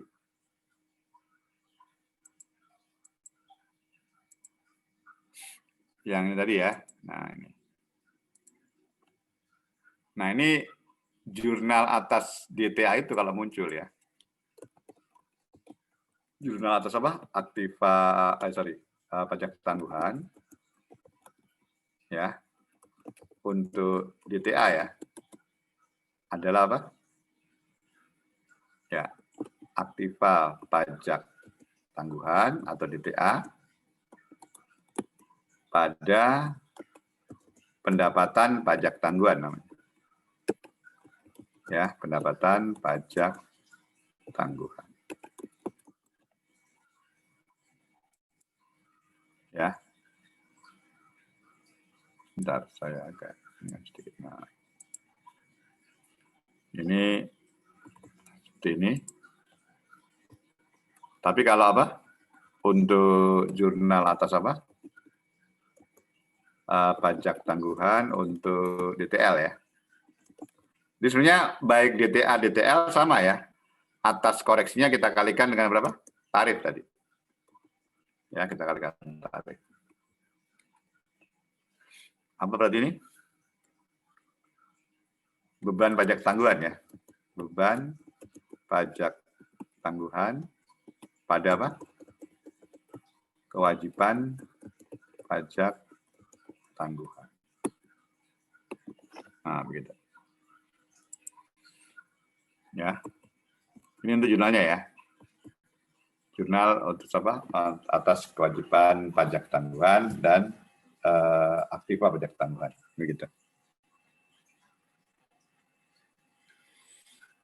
Oke, sebentar saya cari dulu soalnya.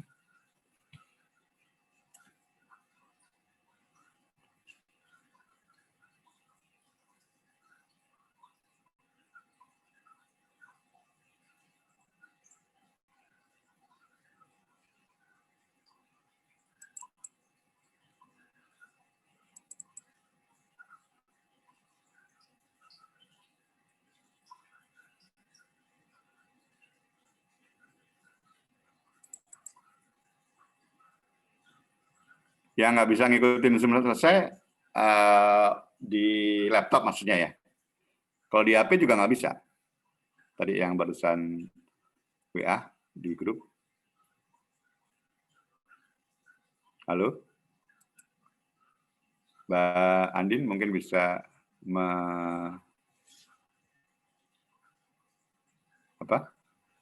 menanyakan kepada yang bersangkutan.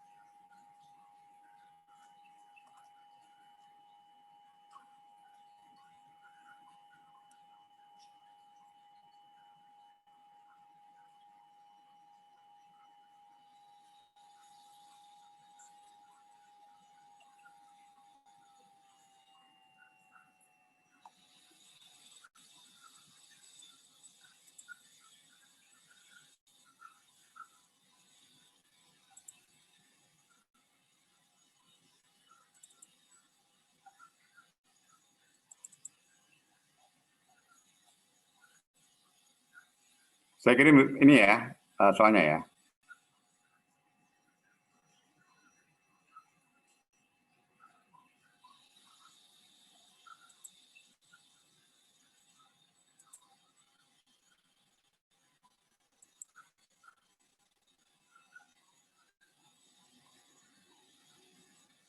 Oh ini Mas Alif nih yang ngirim ini.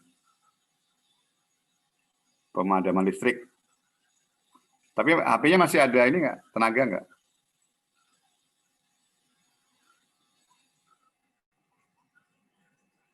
Kalau padam listrik, memang Zoom-nya juga nggak bisa gitu ya, otomatis. Atau gimana?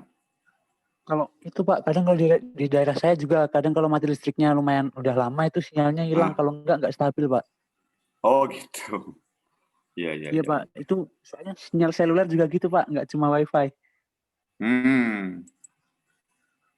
Artinya jadi nggak bisa ngikutin Zoom-nya gitu? Ya mungkin gitu Pak. Oh iya. Sekarang Mas Alif gimana? Masih connect nggak ini Mas Alif?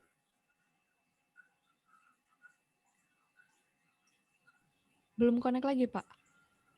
Belum ya? Iya, katanya sinyalnya jelek sih, Pak. Di WA nggak bisa nyambung juga? WA bisa. Maksudnya Anda WA? Oh bisa. Iya. Tapi Zoom dia nggak bisa buka begitu. Ya, mungkin kalau Tapi Zoom, nggak apa-apa, ini kan soalnya kan saya kasih di WA grup kan. Sebentar ya. Iya. Artinya dia nanti dia bisa ngajarkan melalui WA. Bilangin aja gitu nanti. Ya, sebentar.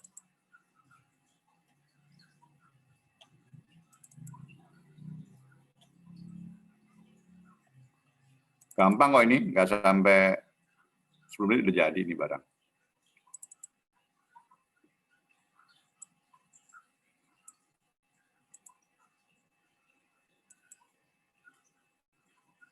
Oke, silakan ya, sudah saya kirim.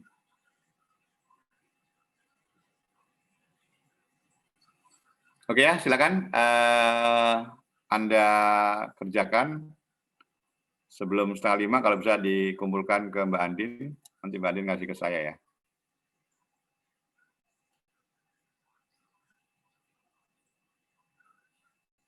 Baik, Pak.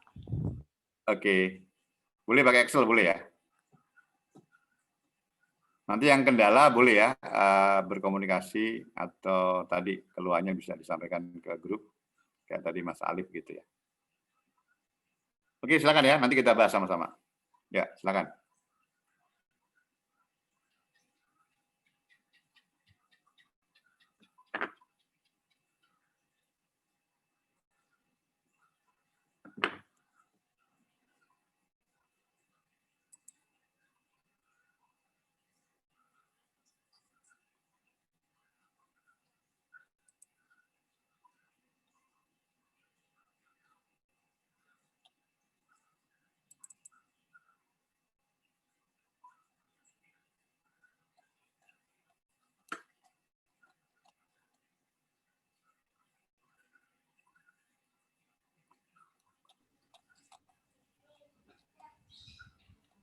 Ini Zoom-nya tetap lanjut berarti kan ya, Pak?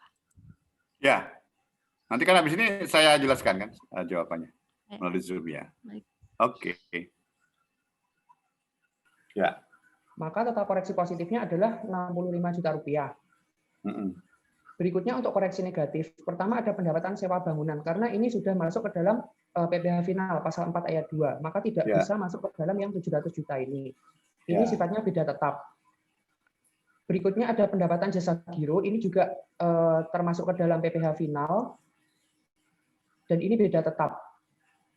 Nah yang terakhir, itu ada amortisasi fiskal, dia ternyata amortisasi fiskalnya itu lebih tinggi 15 juta rupiah dibandingkan dengan amortisasi secara komersialnya.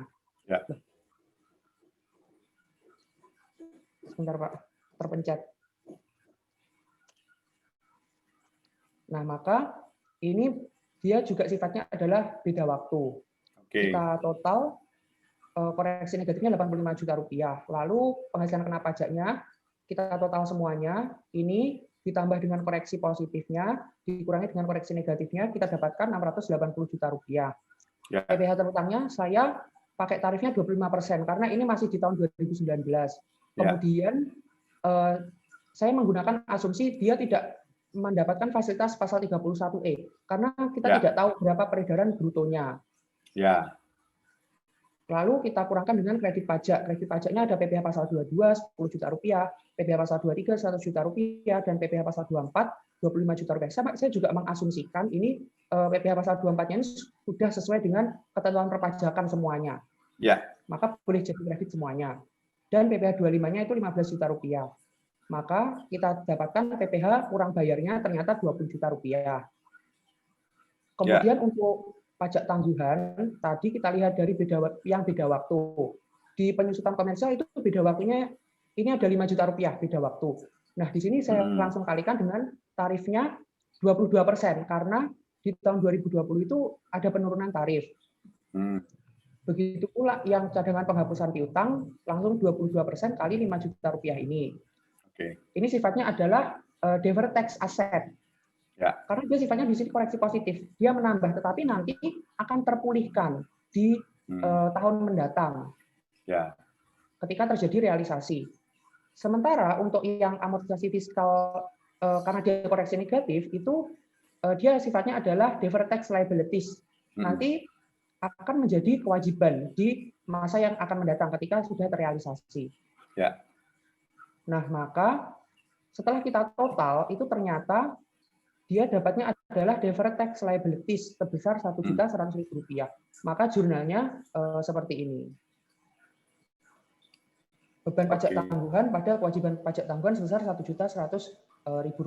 Begitu Pak. Terima kasih. Mohon koreksinya. Jurnal itu belum mana? Jurnal pajak kininya belum. Mana? Oh, jurnal pajak kini. Iya kan? Iya.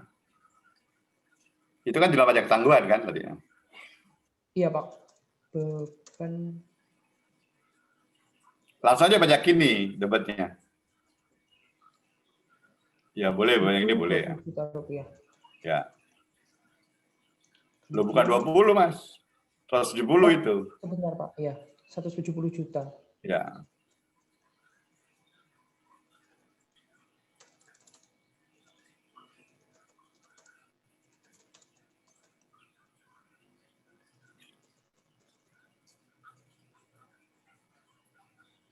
Enggak dong. Kan Anda harus mengeluarkan kredit pajak, Mas. Berapa? Oh iya Pak. Sebentar Pak. Iya. Kewajiban pajak ininya bukan 170, tapi hanya berapa? 20 juta. Iya.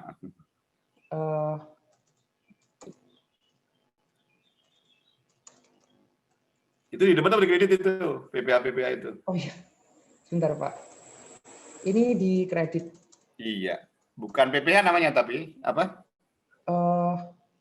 Kredit pajak. Iya, uang muka ya, atau prepaid ya, atau kredit pajak boleh.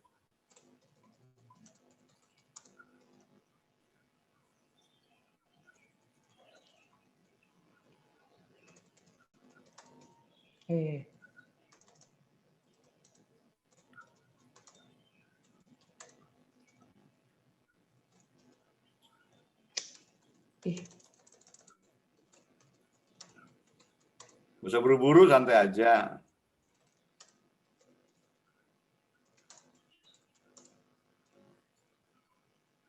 Rp10.100.000. Ini 5.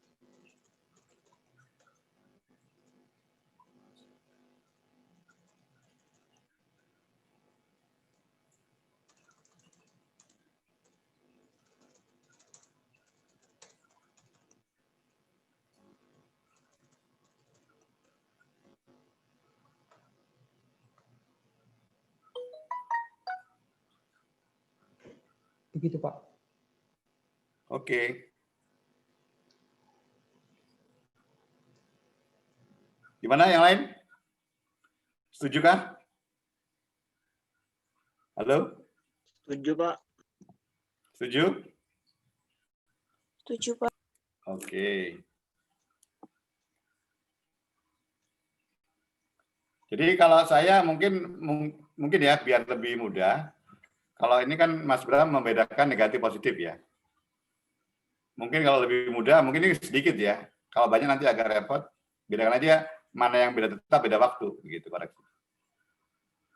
Nanti pada waktu menghitung beda waktunya, waktu menghitung pajak tangguhan sudah langsung diketahui. Mana positif, mana negatif, kita tinggal jumlahkan saja. Tapi di sini juga nggak apa-apa, nggak salah juga. Ya, cuman pendekatannya yang beda, gitu. Dia Mas Bram ya. Baik Pak. Ya, nggak apa-apa sih, begini nggak apa-apa. Tapi yang kalau saya biasanya saya bedakan koreksinya itu apa? Beda tetap mana, beda waktu mana, begitu. Oh, kalau Mas Bram kan mana positif, mana negatif kan? Iya Pak. Ya, oke. Ya sudah nggak apa-apa, sama aja. Yang penting ya hasilnya memang sudah benar ya, seperti itu. Kita dapat koreksi negatif total baik tetap maupun waktu 20 juta ya.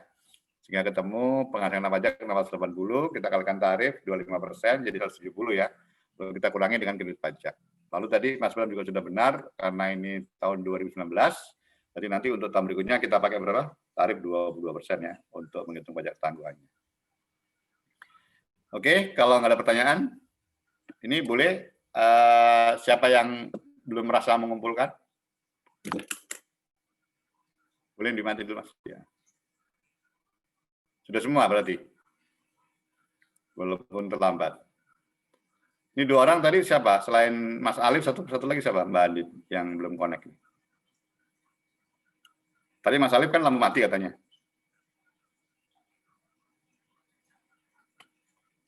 Satu lagi siapa ini? Yang tidak connect, yang terakhir ini.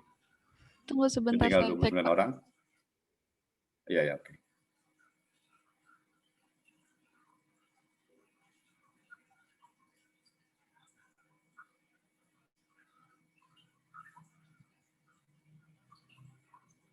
Kalau Mas Alif sudah tahu ya kalau ada tugas ini ya tadi. Sudah, Pak. Sudah, Pak. Sudah Oh, sudah. mengumpulkan juga. Oh iya. Satu lagi siapa yang nggak connect ini?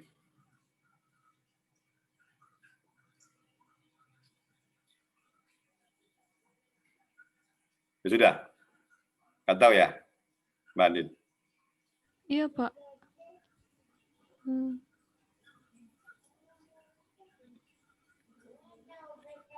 Yang apa? Yang penting dia tahu kalau ada tugas. Saya takutnya dia nggak aktif, putus atau yang lain, atau nggak ngerjain nanti. Jadi nanti saya cek lagi ya di tugasnya nanti. Oke ya, selesai itu dulu untuk hari ini ya. Kalau nggak ada perubahan, tetap kita kuliah terakhir sebelum ujian hari Senin ya. Hari Senin tanggal berapa? 9 ya, ya tanggal 9. Oke, nanti tolong diingetin saya, Mbak Andin, ada latihan dari apa?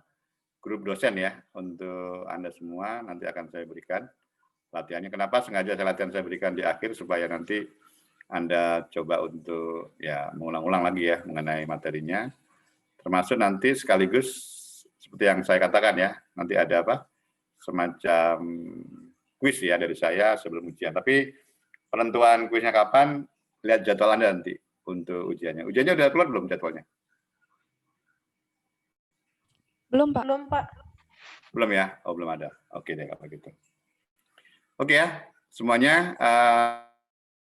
Kalau nggak ada lagi pertanyaan, kita akhiri. Ya, sebelum kita akhiri, mari kita berdoa. Semoga kita selalu dalam lindungan Allah Subhanahu Wa Taala, Tuhan Yang Maha Esa, dan selalu diberi kemudahan ya dalam tugas-tugas yang kita laksanakan. Juga kita mendoakan selain diri kita sendiri, juga orang tua kita, sanak saudara kita, guru-guru kita, ya, teman-teman, hadiah kita, juga pada umumnya adalah semua rakyat Indonesia ya, supaya kita dijauhkan dari pandemi ini dan supaya pandemi ini cepat berlalu. Oke, mari kita berdoa. Ya, berdoa dipersilakan.